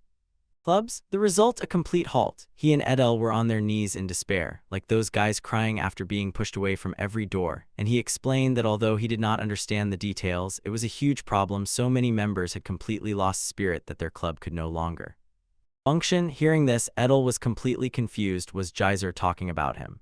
For the club, meanwhile, in the director's office, Alice demanded answers. She went straight to the academy director, eager to find out who that boy really was. Her companion, probably a brother, listened while she insisted that the director explain everything from why the boy had no common sense to his incredible strength. Then she asked if the great Sage Ramirez, her own master, knew what she was doing in. The director held his gaze on the academy courtyard, his face serious, and he confirmed her suspicion. It really was Master Amires who had raised that boy into a demon. These words hit Alice with full force. The principle became clear: if someone was trained from infancy in the demon world by the strongest in the world, then such an abnormal level of strength becomes understandable, and the realization overwhelmed Alice, who could only stammer, pressed by the truth. Settling in, she stood and listened as the teacher gave advice. He admitted that although Edel was a prodigy, Alice could also learn a lot from him and urged them to get along. With her back to the woman, Alice quietly assured that she would do. Try to change the subject. The teacher invited her for tea and added that incredibly tasty tea leaves had just been delivered. They settled side by side on a quiet bed. On the balcony, somewhere else, the director addressed Edel directly. When Selena passed by them, the director asked Edel to look after his granddaughter. Then he thought to himself. He understood why Edel found it hard to make connections with others, but perhaps Selena could help him solve this. After that problem, the lesson soon began. The teacher addressed the students and said that after previous practical magic lessons, they should already have at least a general idea of their own magical F. She explained in detail that it was extremely important to identify one's strongest trait among the four main elements: water, earth, and wind. Even those who sought to master other combat styles, she told, having any magical ability would greatly expand their strategic options. The principal was observed from the side. Lesson. As if to prove her point, Selena stepped forward and released a dazzling flash of light. The sudden glow blinded, and Edel exclaimed that he could not. The other students simultaneously recoiled, frightened by this stunning burst. Magic. The teacher immediately noticed an opportunity for a lesson. She explained that such a technique could scare an opponent and open a chance for attack, so even those who dreamed of becoming swordsmen or spearmen must train diligently. Edel lowered his gaze to his own hand, pondering. Demonstration. The practical part of the lesson began. A queue of students raised small magical shields to hold back the continuous flow of fire. One of the barriers cracked under the pressure from the F. A sharp crack. Edel fixed his gaze on the training target, recalled that it was made of a special metal resistant to magic, and wondered whether he would be punished for breaking it. Maybe it was better to hold back. While he was pondering this, a student nearby leaned closer, trying to attract his attention. The pupil confessed that he was from a well-known family of swordsmen and did not like magic. Then he asked Edel for advice on how to learn to use it at all, and Edel, stunned, could only whisper if that was really so. The matter. He laughed at himself and admitted that he was simply no good with magic. Edel listened quietly, with a thoughtful expression on his face. Suddenly the student's expression cleared. He said that if that was the case, there was a quick way to solve it. Edel became interested and asked if the student W. He became serious and laid out his dangerous plan. He would start casting spells, and Edel's task was to repel them with the same. He promised to attack until she managed. Horrified, Edel objected that such a reckless method could kill him, but without trembling, the student replied that this was exactly how he had learned. He had been pushed to the brink of death more than once.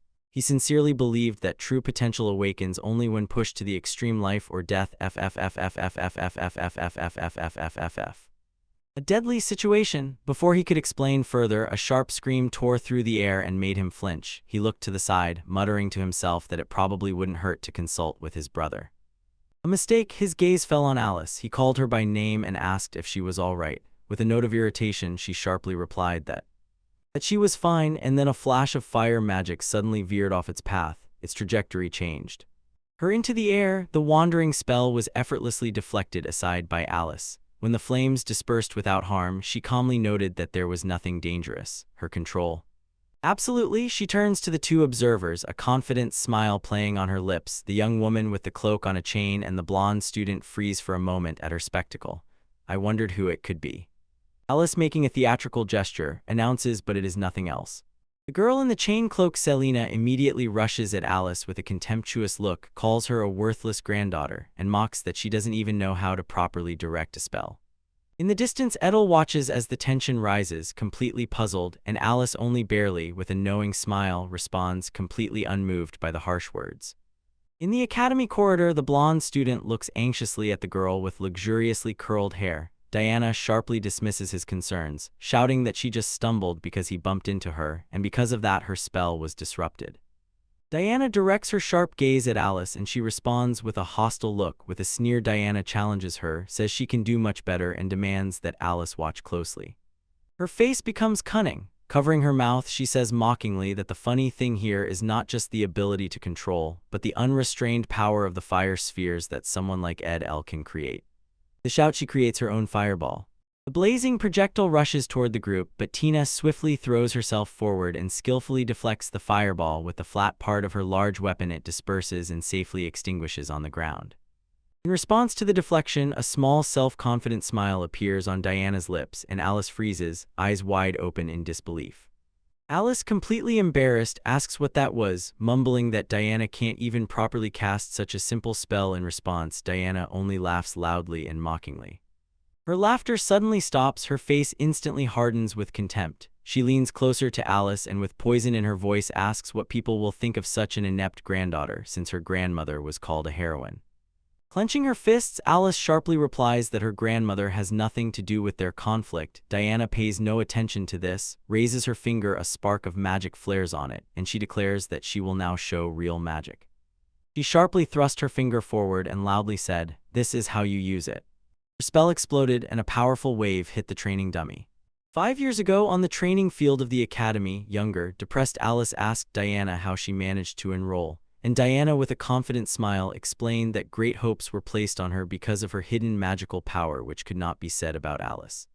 In another memory, Edel encourages Alice, says he believes in her and is sure she will soon master magic, but Alice doubts and asks if he really believes it, if she couldn't even repeat a simple trick of grandmother Marable. Thoughts involuntarily fly to Alice. He knows she is on the training ground. He sits at the table with a worried expression on his face. Suddenly a commotion arose. Edel rushed forward, shouting Alice, in horror, and finds her on the ground among the aftermath, as if after a magical explosion. She screams in pain. A voice narrates that she was injured during the magical rampage. Ominous instruments flicker on the tray, and Edel looks at it in horror. Later, when Alice lies in bed, Edel stands nearby and quietly tells her not to blame herself too much for what happened. He reminds her that she is just a child, and Alice raises her eyes to him, and her gaze is filled with fear. That day still vividly lives in her head. She recalls that horror and the strange, lonely, icy image that imprinted in her memory, and it was right after that she entered the academy. This trauma is exactly why she still fears using magic, and as soon as this thought flew through her head, a voice full of contempt threw, "What a pathetic thing, the granddaughter of Marable herself cannot use magic." It is Diana with a superior smile. She says she will forgive Alice's failure today, then waves it off, turns, and leaves, leaving Alice standing alone and humiliated. Alice stands alone, her head bowed in defeat, and quietly thinks that magic is no longer something she can use. Her gloomy thoughts were interrupted by Edel, who quietly approached her. He sincerely wonders why she consciously limits her power. Alice raises her eyes, surprised by his straightforwardness. Before she could come up with an answer, Diana laughed with joy and pushed Alice to show everyone how she would learn to use magic again. An embarrassed Alice sharply replied that it was none of his business and insisted that she was just pretending not to know how. He just smiles, as if her explosion of emotions didn't even touch him. He tells Diana that he will release the magic for Alice. The principle is the same, and winking adds that it's their little secret, and Diana is momentarily left speechless. Alice, his confidence hardly affects Sue Dallas. Her hand clenches into a tight fist. Inside, she desperately thinks that he will never understand her. She is sure that because of this power she is considered an outcast and cannot make friends, but at the same time she fears that her magic might get out of control. The internal conflict becomes unbearable. She directs her anger at Edel, her face full of irritation, and shouts that she no longer knows what to do. He is completely calm, places his hand on his heart and quietly says that he will manage, so she just needs to try her magic once without worries. Anxiously, she sharply replies, questioning his bold statement, but looking at him, another thought flashes through her mind. With his incredible power, she begins to suspect that he might really handle the consequences. Outside, after a tense moment of hesitation, steel of determination froze on her face. She placed her hand on her chest and agreed. "All right," she says, "I'll do it." She dares to try. Diana, Tina, and another student stand a little aside and watch, and the boy with a smile says, "Oh, she's challenging this." Again, Edel patiently stood under the brick arch, giving Alice space to prepare. He watched as her gaze dropped. She hesitated, recalling past failures and words that magic was simply not given to her. Despite the inner struggle, Edel's smile was gentle and soothing. She took a deep breath, raised her hand, and a faint glow of magical energy began to flicker in her palm. Nearby, Diana and another student looked stunned, not believing that she was really trying to cast a spell. The power in her hand pulsed in jerks, and she let out a tense groan as the energy began to grow and slip out of her control. Edel's smile disappeared, and his face became serious as he watched unstable magical energy gather around. Everything around her spun, her eyes widened with panic. She, with growing horror, realized that this was really happening again. She was losing control. At that moment, from the place where she stood, a colossal column of dark, fiercely burning flame burst out. The force of its impact threw her backward. Frightened Diana could only scream, not believing, calling someone to do something. In the whirl of flames, she desperately tried to tame the fierce power, begging it to obey. The burning heat covered the other students, causing Tina and her classmate to scream in anxiety, but the flames did not obey, wildly spreading across the training ground with fierce R. The roar caught the attention of their teacher. She ran up and saw the chaos, recognizing the source, shouted Alice, and ordered the other students to retreat immediately. As soon as the teacher's warning echoed, the raging magic merged into a monster of pure flame which let out a silent, fierce roar, and below Alice just froze in horror. A quiet scream escaped from her lips. The fiery creature sharply lashed a huge tentacle across the training ground. Alice screamed in panic at Edel to be quiet, insisting that she was trying her best and would eventually gain control if only she did not give up, and Edel calmly said that he had no control over it at all. So, he continued, assuring her that everything would be fine and that he would never allow anyone to get hurt. Stunned by his unwavering confidence, Alice softened her expression and said she would believe in his cause. Having gained her trust, Edel instantly rushed straight into the blazing hell, and Alice watched, still surrounded by fierce flames. Other students stepped back in shock. The teacher looked intently and realized with surprise that this was a level of magical power that could rival even a Master Mara. Another student, Diana, cast a contemptuous glance and aloud asked what kind of fire this was and how someone she considered worthless could possess it.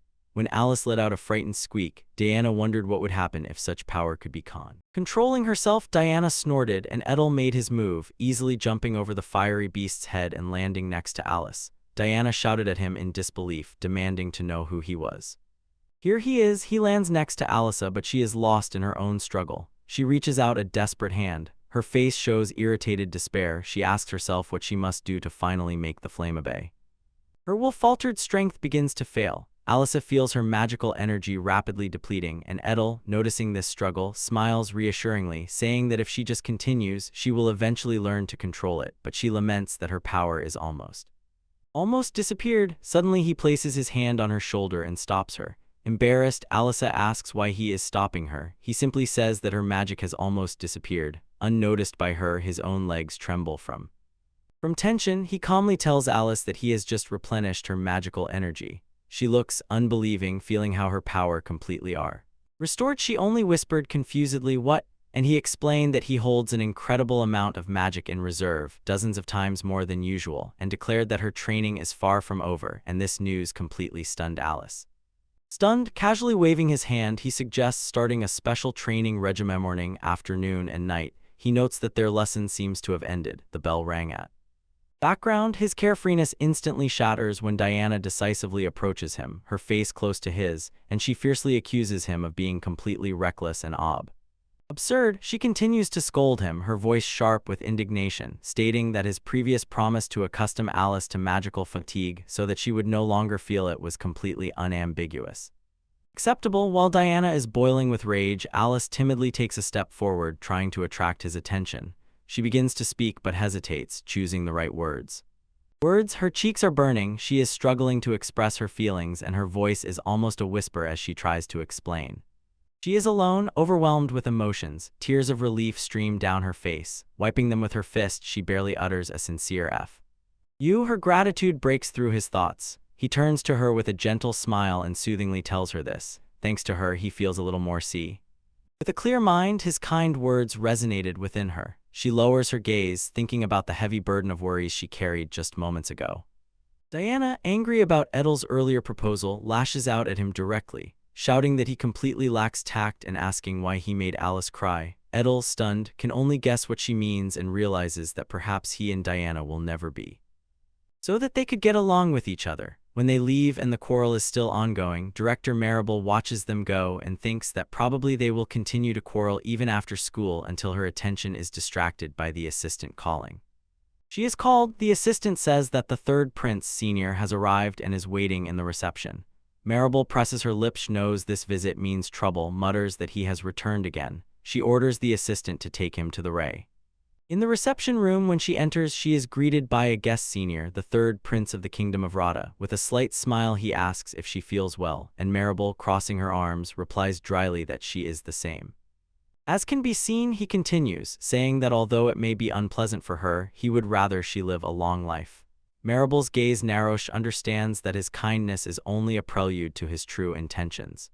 At first he hinted, then revealed his true goal. He wants her to resign so he can take over the school. Marable remains steadfast no matter how much he asks. Her answers do not change.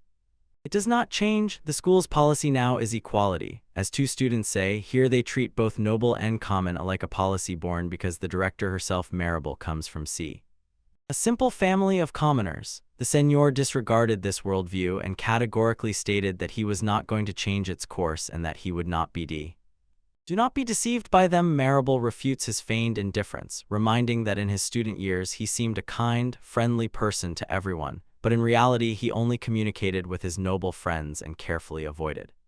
She avoided commoners and mentally concluded, for a nobleman with strict elitist beliefs, a school that produced so many excellent graduates by treating everyone equally must seem uninteresting, and she begins to doubt his true motives regarding one thing.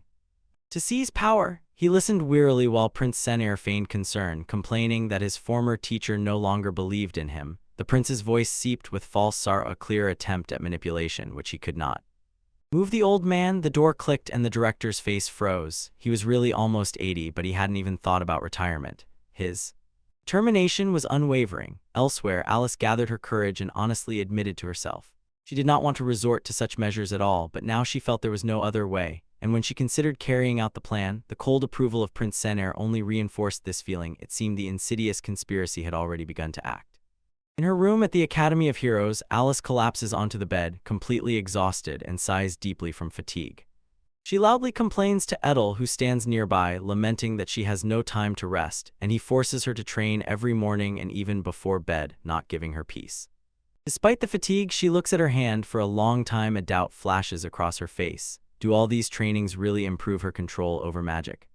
Later, under the clear sky, the teacher's voice sounded, announcing the start of a practical lesson on adventure research. The students, among whom were Edel and Alice, gathered in a forest clearing, and the teacher explained that besides the usual lessons, they would now occasionally have to go out for practical combat exercises in the field. She continued, informing them that this exercise would be a joint operation together with another class. At that moment, another instructor stepped forward, a stern-looking man named Heisen, and announced the task. This place is teeming with monsters, so it is perfect for training. Students need to unite in threes, hunt monsters, and accumulate points, then consult within their teams. When he finished, Alice leaned toward Tina and whispered quietly that Teacher Heisen is nice but too strict, and she already doesn't like him. She turns to Edel with a bright smile and says that today she is counting on him while the students disperse into the forest for the task. Tina joyfully exclaims that she is lucky to be on a team with Edel and she is confident the task will now be easy, and Edel smiles gently and says he looks forward to working with her. But her cheerful voice provoked a sharp, irritated hiss from their third partner.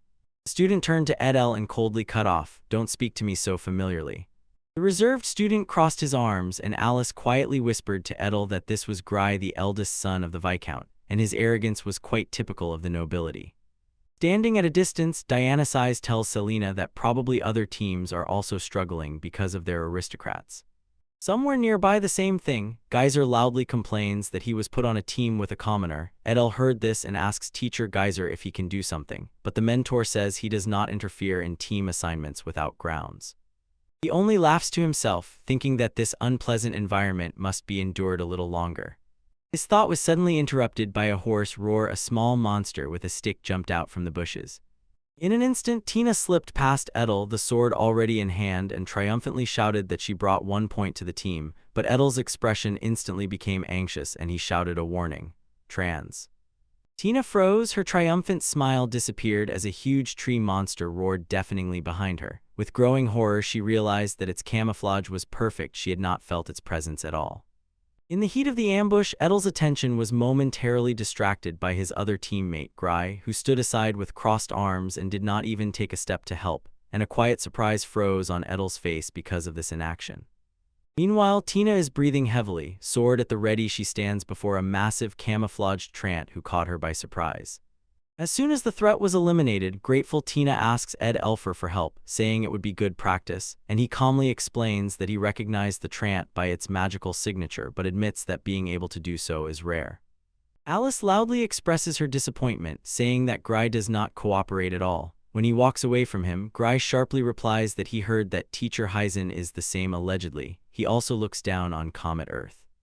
Edel listens thoughtfully while Alice unfolds the details and confirms. Shaldir does not differentiate between students, and there are rumors that Heisen is very strict with students from simple families. His eyes widen as a frightening understanding suddenly forms in his mind. In his thoughts, the self-satisfied expression teacher Heisen flashed by. Returning to reality, Alice asks if the monster is approaching, but Edel feels otherwise and reports that about 10 figures are moving toward them. He quickly clarifies his thought. These are not monsters, but people hiding among the trees, a group of silhouettes in hoods and masks.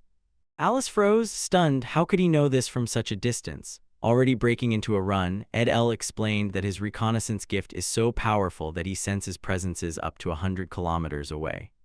As soon as he finishes the explanation, a mysterious group of hooded figures emerges from the forest and blocks the student's path. The people in hoods carefully examine their targets, saying that these are just children from the Hero Academy, but they should not be underestimated. Alice stands stoically, trying to understand who they are, and the leading attacker coldly assures that they do not intend to kill her, but if she resists, there are no guarantees. She shouts at them to stop, confident that they will not be able to escape, but Green calmly refuses, saying the attackers are right and escape is impossible, so he advises Alice to just allow herself to be captured. Edel felt that the enemies were experienced and numerous and realized, even for him, it would be difficult to cope with them. Alice behind his back asks if he really suggests surrendering, and in the distance, one of the hooded figures explains that they are here only to capture a few of them. Not all. Hearing this, Grease smiled crookedly and rushed to Alice, clutching a small cylindrical object in his hand. Shocked by his sudden lunge and the hint in that figure's words, she asked what he meant. He strikes her hard in the temple. From the blow, she loses her balance. When Alice staggered from the unexpected blow, she realized it was a trap. Seeing the gap, 2 hooded figures rushed forward, their curved blades ready. They instantly closed the distance, their blades falling on the stunned Alice, who can only gasp for air in alarm. At the last moment before the strike, a hexagonal barrier suddenly appears and deflects the attack. The attacker recoils in shock, asking when the barrier appeared, while nearby Edel calmly says that everything is exactly as it seems. His intervention is complete. Edel's gaze slides across the clearing to the place where Grease stands alone and sets everything right. In hand, in an instant he appears right behind the traitor. With a single simple word there, Edel delivers a quick blow to Grease's nape, instantly incapacitating him while he gasps in shock. He stands over the fallen Grease and questions his motives. Edel notices that for someone who was so unwilling to search, Grease strangely led the group willingly. Obviously, it was a trick to lure them into this ambush. Behind him, Tina realizes the truth of his accusation in shock. Figures in hoods behind the barrier became nervous. One cursed that everything had become confusing, and another sharply demanded to know what exactly Edel meant, accusing Gry of being their comp. Unfazed, one of the attackers waved off the barrier as a quickly erected obstacle. With a sharp command to destroy it, he pulls out a sinister-looking dagger. The blade strikes the magical barrier with a sharp crack, but the hexagonal pattern holds firm. The attacker recoils, unable to believe his eyes and not understanding how this is possible, while Edel calmly watches their shock at the barrier being so unusual. Irritated by failure, another hooded figure steps forward and orders comrades to retreat. Dark energy coils in the outstretched palm as a whisper of a powerful spell issues from the lips. Explosion, the magic explodes with a brutal shockwave that tears in the forest. As smoke and dust settle, one of the attackers chuckles, confident that such power will be more than enough. His partner, however, looks in complete disbelief, wondering if their leader intends to attack their own allies inside barrier. Their surprise is justified. Tina froze, stunned that the barrier did not even flinch from the direct hit. She could hardly believe that this was the very hastily made barrier she had seen moments ago. While their attention was fixed on the impregnable barrier, the figures in hoods flinched at the voice behind. They sharply turned around and saw Edel. He somehow emerged from the barrier. One of them gasped, "When did he appear here?" Edel calmly said it was foolish to think he could not leave his own barrier, and gave the order. Finish them off. From inside the safe flickering barrier, Alice watches the clash, her face a frozen mask of shock and anxiety. After the order, the forest underfoot is strewn with the bodies of defeated hooded attackers. Edel stands calmly amid the ruins, and one of the survivors whispers in awe and disbelief at the stunning power that struck. He knocked them down. His friends Tina and Alice rushed to him, and Tina sighed with relief. He was safe. Nearby, a fallen attacker curses and admits that no one warned him they would have to face a child with such an ability. Grid approaches, clutching his side with an offended expression. He snorts disdainfully at the commoner and tells Edel that he would rather learn the details from the other side involved. His words cut off when Alice grabs him by the shoulder, her face twisted with rage. She says she will take him for a moment, then angrily asks if he really realizes the full seriousness of his His situation, she pushes him forcefully to the ground right in front of Edel. Panting with anger, Alice asks what he intends to do with. Traitor, Grid trembles on the ground, stammering that probably he will not be released by just talking.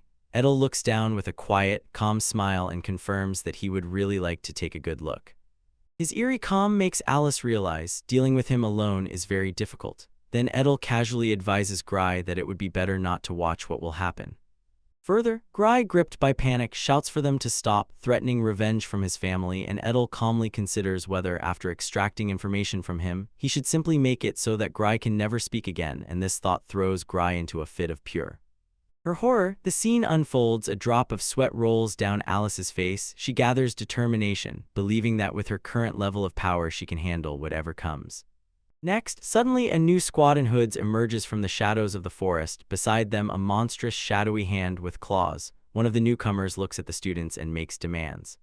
"What are you?" The massive claw of the shadow beast descends on the pupils. Tina screamed that they were doomed, but Alice raised her hand forward and, shouting a spell, tried to free them. Spell. As she unleashes her magic, Tina anxiously calls her name, Alice's face a mask of deep concentration, her hair wildly flying amid the swirling. Energy swirls from afar. Edel froze from the wild magical power emanating from the scene. He clenches his teeth and shouts at them to retreat because Alice's control is still dangerously active. Unstable, suddenly another voice cuts through the chaos. Diana appears, brushing off all complaints, and summons her own magic with a cry, "Ice shield." A colossal wall of jagged ice rises. Ice magic burst from beneath the ground and instantly shattered the claw of the shadow beast that was descending. One of the hooded assassins was caught in the explosion, uttered a final scream as his body instantly crystallized and shattered. To smithereens, Tina, breathless with excitement, exclaims what an incredible spectacle it was and asks Alice what she just did. Alice, herself a bit exhausted and confused, replies that she somehow managed to defeat them. Her inquisitive gaze prompted Alice to somewhat uncertainly explain that she had experienced some Spartan training. Nearby, Diana looks around with a disdainful gaze and says that what she saw is hard to call magic, then loudly ponders about who their attackers were. Tina's expression changes. She looks at Diana and suddenly a flicker of understanding glimmers in her eyes. It seems she realized that the stunning power did not come from Alice. Nearby, hidden from the students' eyes, teacher Heisen adjusts his monocle, flanked by two hooded figures. He coldly remarks that it's a pity to be destroyed by children, but decides that for such a price the bandits' performance. That was enough. He and his hooded subordinates looked down on the students, and from below a confused voice sounded, shouting why the teacher was here, and asking to explain. Heisen addressed Alice directly through the communication device. With a cold face he asked if she would be so kind as to surrender. No fuss. Her confusion hardened into cold determination. Clenching her fist, Alice digested the betrayal. Now everything was clear. She thought he was on the side of their attackers. In the secluded courtyard, teacher Heisen stands before Diana, his figure casting a long shadow and the air thick with unspoken tension. Diana looks at him, tense and motionless. She broke the silence, her voice sharp with accusation. "What is your goal?" she demands. "Do you even understand what it means to be a teacher?" Heisen laughs and brushes off her anxiety, saying he does not need this position, and adds with relief that he will no longer have to bother with teaching ordinary people. Her hand suddenly grabbed his hand. Diana declared that the foolish policy of the director putting commoners and nobles on the same level must be stopped immediately, and seemed to hint that she supports him. The scene changes, revealing Heisen's true allegiance. He speaks with Prince Senir and confirms that the only absolute condition of their plan is to eliminate the main heroine, Maribel. Returning to the courtyard, Diana's eyes fell on a figure lying motionless on the ground. It was Maribel, and horror slowly appeared on Diana's face. Heisen stands like a stone, revealing nothing. He confirms that Shaltier was with Maribel and reveals an even more terrifying part of his plan. Diana's grandson is the key, and he intends to use the students as hostages to lure his target. He coldly continued explaining while two hooded figures stood over the unconscious Maribel. She was a nuisance, he said, because Maribel, though noble, did not share their views, so she had to be put to sleep, and Diana froze in horror. Behind her, Alice asks what they should do. Diana orders her to stay behind. A chilling thought occurs to her. If she is caught, it's the end for Grandma. Having no other choice, she decides to fight. "I must do this," she thinks, and her face hardens. Suddenly, a huge wave of energy explodes. Before them appears a giant roaring monster of fire and slime. It freezes and looks, unable to believe its eyes. "What kind of magical power is this?" it whispered in shock. "This was not in the reports." The fiery slime monster lunged forward, opening its terrible maw. Diana stood opposite, extended her hand, and challenged it whether it could withstand her next attack. She unleashes a barrage of energetic explosions. Diana thinks that no matter the strength of this creature, it is not a threat if it can be avoided, but since it does not move, how can we resist this pressure? The attack swallows the slippery creature, and Prince Sinir stands stunned. Another monster has appeared. The force of the magical strike sends shockwaves through the surroundings. Prince Sinir clicks his tongue irritably, jumps back, dodging the wandering energy, and lands gracefully while Hyzen watches him from afar. He notices that Diana is clearly struggling to control her attacks simultaneously. He decides this is his chance. He announces that it is time for his trump card and clenches his fist decisively. While he prepares to make a move, the fire slime attack twists into a furious whirl and completely envelops the place where the prince stands. Seeing the prince seemingly lifted by the explosion, Diana briefly wonders if she hit him, but the fire slime roars back to life and its form gathers again. She snorts disdainfully. Do they really think such an attack can defeat her? Suddenly, behind Diana and Alice, a dark figure rises from the ground. Prince Sinir, emerging from a puddle of shadow. Both girls freeze in shock, and with horror it becomes clear that Sinir has just used shadow teleportation magic. From afar, the outlines of the highlands narrow. He recognizes the magic the elder was forced to use, and with a smile thinks that it suits the hero's grandson. Now the prince stands beside the unconscious Marable. He turns to Alice and confidently says he can still fight. Alice, looking anxiously at Diana, asks if she has run out of strength, and in Edel's mind a thought flashes about Diana's usual, even tougher training. She casts a fierce glance, clenches a small shining object in her hand, and with renewed determination says she will not let herself be defeated in such a place. In the darkness of the forest, a sudden, swift attack cuts through the air. The target is Alice. Her eyes widen in genuine shock as she realizes the danger only a moment too late. The force of the invisible strike pushed her back. A surprised cry escaped her lips and she flew, losing her balance. She falls hard among the trees, groaning in pain, and everything blurs before her eyes. In a moment, Alice finds herself tied up on the arena floor, Diana looming above her with a cruel smile. Alice realizes in horror that Diana was in on it, and Diana mockingly says that Alice probably didn't expect an attack from behind. Teacher Hyzen appeared next to Diana with a smug smile and coldly asked if she really thought he hadn't anticipated this, explaining that he had deliberately placed students from noble families loyal to him in each team. Alice lies on the ground, glaring fiercely upward and muttering that this is not the end yet. Diana, mocking the captive, says with pleasure how nice it is to think she will never have to see Alice's face again. Hyzen turned away disdainfully, called Alice stubborn, and ordered her to just surrender and quietly go to sleep. While he was speaking, suddenly someone's hand gripped his forearm tightly and he immediately froze. Cold rises and whirl around. He is frightened and sweaty, demanding to know who is there. Before him stands Marable with a grim expression. "You are late," she says, her voice. Her confrontation with Teacher Hyzen was suddenly interrupted by a voice shouting a name. Edel. The same student, Edel, appeared nearby, his facial expression plaus. Hyzen sharply turned his head in shock. He recognized the very student rumored about, who was now holding the exhausted Alice, and the teacher froze, not understanding when and how he got here. Edel lowered his gaze to Alice and gently whispered that she did well, adding that her resilience was the result of someone's training. Training? He turned his gaze to the stunt teacher. "You are left alone," the teacher from El said calmly. These words sent a chill through Hyzen, his eye behind the monitor wide open in disbelief. Michael, after Edel's words, Hyzen's gaze swept across the clearing. He saw his agents in hoods and even Diana, scattered on the ground, defeated. Among the bodies stood the lonely student Gry, completely confused. Edel addressed stunned Gry as if casually explaining that he had dealt with all of them while the others were distracted, and then indifferently asked where that noble student from Greece was.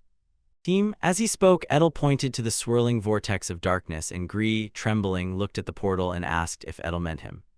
Instantly, the fate of that geyser student flashed before his eyes. He was on his knees, screaming in desperate terror and begging for the torment to stop, while Greek just stood in horror, calling for his comrades.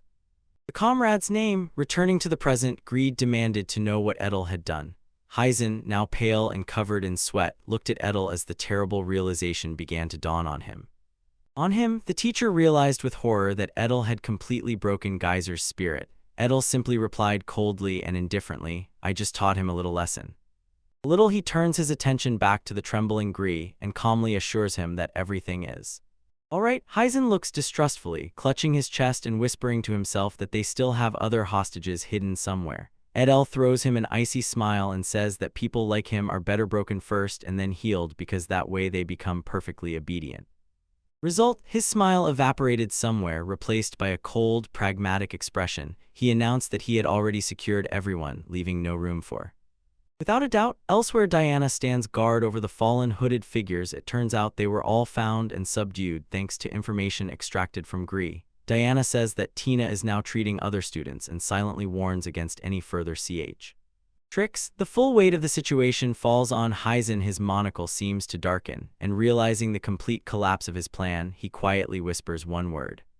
Disbelief, twisted into rage, turns its eyes to Edel. He shouts that it must be a trick to confuse him, while the unshaken Edel simply repeats that the plan is already over in failure. Heisen stands stunned. Edel's gaze softens as he looks at Alice, and aloud says that he never understood what friends were until he came to the human world, but seeing wounded Alice makes him uneasy. Everything is fine with him. Angry at the calmness of the guys, Heisen rushed forward, growled for him to stop fooling around. Edel met his advance with an icy gaze, asked what would happen if he just quietly surrendered, and warned that he was not immersive. Mood, Heisen abruptly stops. Suspicion overcomes his anger. Seeing Edel standing so calmly, he decides it's a trap and swears he won't f for that, but as he hesitates, around Edel's outstretched dark, ominous energy begins to crackle and thicken. Stretching out his hand, he stands over the fallen opponent, dark energy wrapping around his legs like a living shadow. He says that it's all over. Heisen, however, refuses to give up. Jumping up, he lunges forward with his sword, shouting not to joke with him, and calls Edel a fake. A sudden attack catches Edel. Surprised, the blade flashed to his throat, but with incredible speed he grabbed the flat part of the sword between his fingers and completely stopped it. Screams and glances and disbelief, he tightly grips the captured weapon in his hands. His gaze is fixed and calm. The sight of this calmness sends Heisen trembling. He realizes with growing horror that Edel didn't even flinch. Edel's grip on the blades tightens with a loud crack. The steel of the sword snapped in his hands and shattered into pieces. Pulling back slightly, he examines his hand and with mild interest notices a small cut. Heisen can only watch, his mind spinning from the spectacle. Power, eyes in shock suddenly twist into triumphant, wild laughter. He declares that his sword was coated with poison, a powerful toxin that can kill even a wyvern if it gets in even a small amount. Penetrates the body. Hidden in the branches nearby, Diana watches the scene with grim confidence and understands. No matter how strong Edel was, his carelessness grabbing the blade with a bare hand proved to be a fatal mistake, and soon he will die. In the clearing, Edel simply froze and stared at the smug Heisen. On his face was pure bewilderment. Oh. On his face, he felt only a slight tingling from the cut and spoke about it with eerie calmness, and the lack of reaction threw Heisen into a panic. He demanded to know why nothing was happening, insisting that the poison should have already taken effect. Instantly unimpressed, he calmly asked if the attack was already over. When sweat appeared on Heisen, Alice appeared nearby with a manticore and coldly confirmed his fears. The poison will not work. Take care of Edel. Her words puzzled Alice, but something clicked in Heisen. Fear instantly changed to manic joy, and he laughed hysterically, saying that such a turn of events might turn out to be an even better opportunity for him. As he enjoyed his new plan, a pair of huge glowing eyes flashed in the shadows. Nearby, the eyes belonged to a colossal figure. She was in armor, her metal plates vibrating with incredible energy as she began. It was a mechanical beast of enormous size, a dragon-like combat machine made of dark glowing metal. Roaring power. Looking up at the mechanical titan, Edel could only ask what it was. From above, Heisen stood with his hand raised, showing that he was the one in command here. This creature, he laughed in the cabin, teasing them with his surprise, and proudly declared that this was a dragon machine, an ancient superweapon revived from ruins and the last tool for killing Sir Heroine Marable. While Edel and Alice seemed tiny next to the machine, heard Heisen's voice thunder. His weapon still lacked combat data, so Edel would become the perfect final test subject. Before the colossal ancient weapon, Edel's eyes widened in disbelief. He stared at the massive armored head of the dragon-like machine and aloud asked if someone was controlling it from inside. A voice confirms his suspicion. Teacher Heisen appears with a smug smile on his face and says that such a weapon has not been heard of in our time. He boasts that his mind enhances its power and has turned it into the strongest dragon, and that Edel should consider it an honor that it was defeated by her.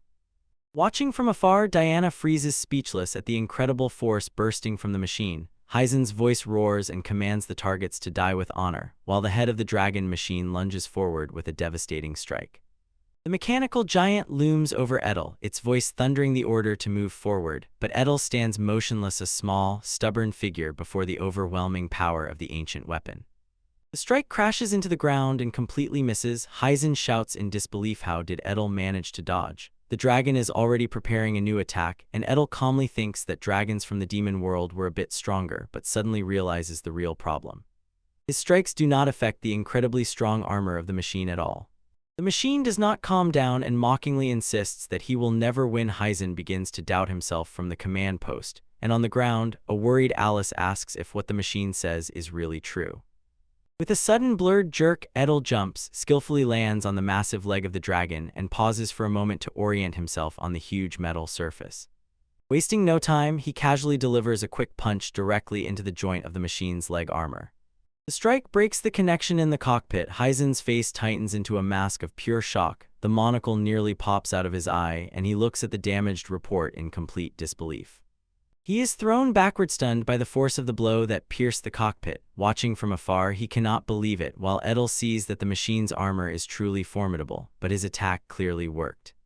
He launches a powerful counterattack, swinging the massive tail of the dragon machine, and shouts that this is the very technique that once brought down an entire castle.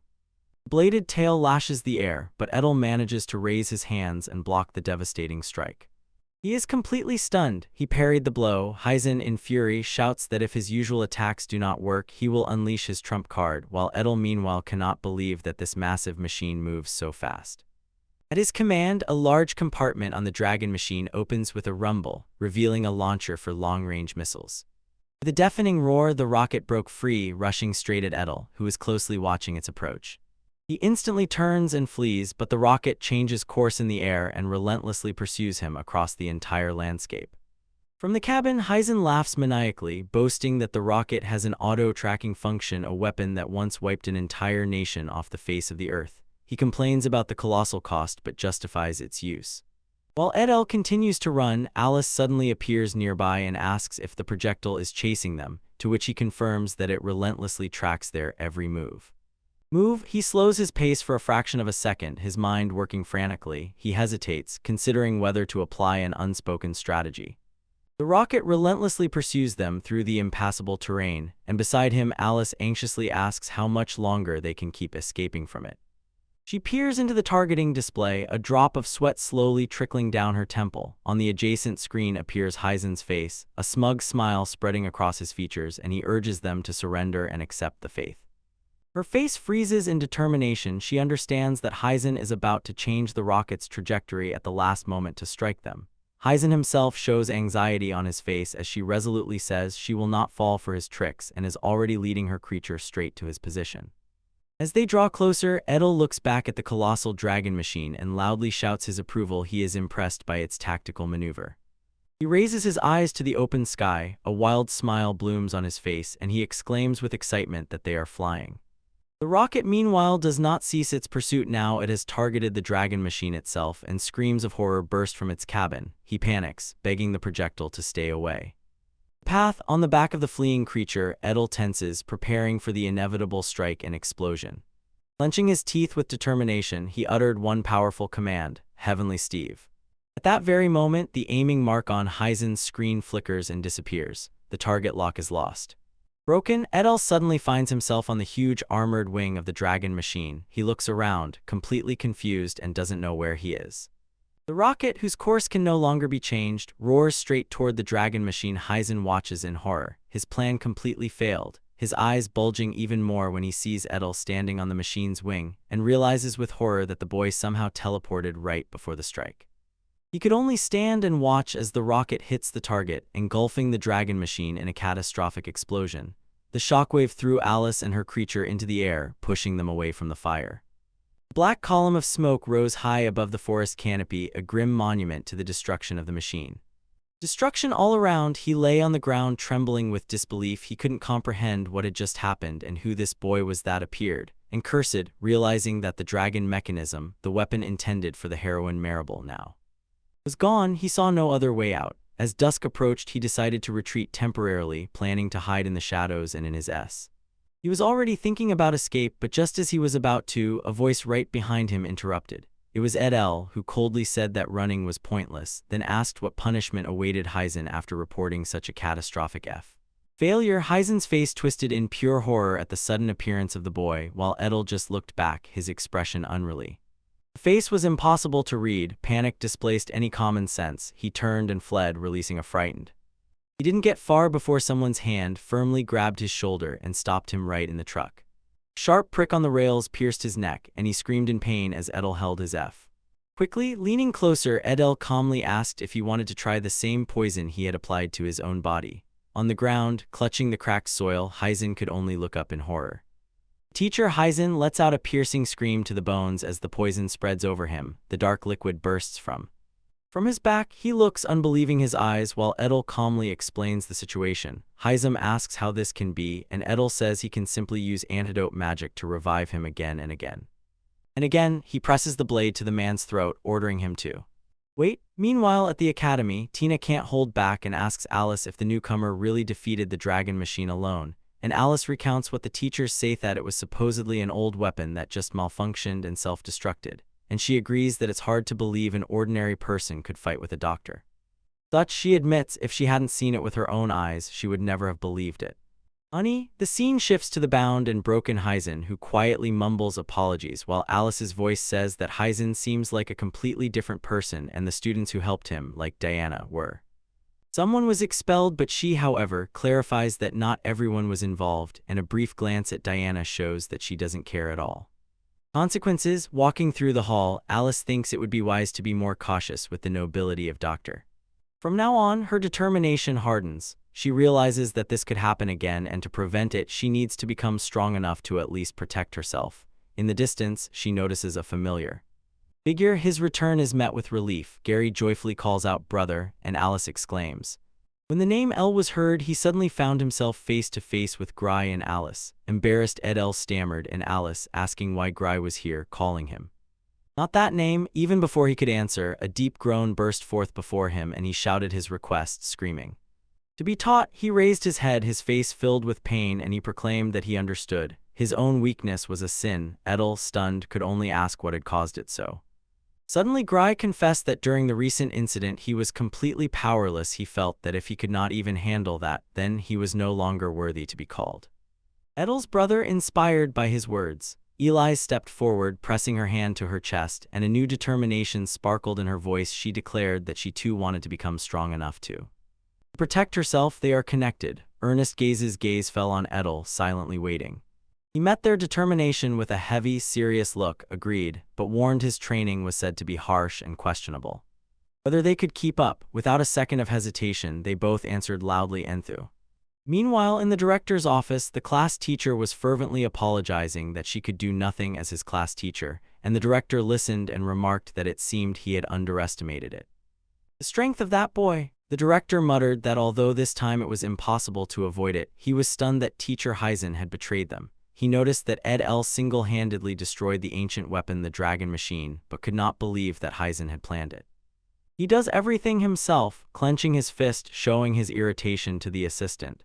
He says that he sent messengers several times, but they were met everywhere with feigned indifference. The assistant, with anxiety on his face, begins to explain. The situation looms. She does not give up and continues, asking about the status of the third prince. The director mentally notes, despite Hyzen's clear testimony, the prince managed to avoid consequences, having all physical evidence destroyed. In a moment, the person they were talking about appears without warning. The third prince Senir enters the office, and Shaltir says that although she anticipated his next move, she was stunned by his very audacity. The prince calmly sits down before the chief. When the prince settles in, thoughts swarm in the chief's head. He knows that this person will not give up easily and strongly suspects that Hyzen was not the only agent working for the prince's faction. At school, he sighs, visibly tired. Honestly, says the principal, I would like you to respect your elders a bit more. Unfazed, Prince Senior leans forward with a confident smile and replies that the principal will surely make his next move, leaving in the air the question of what exactly it will be.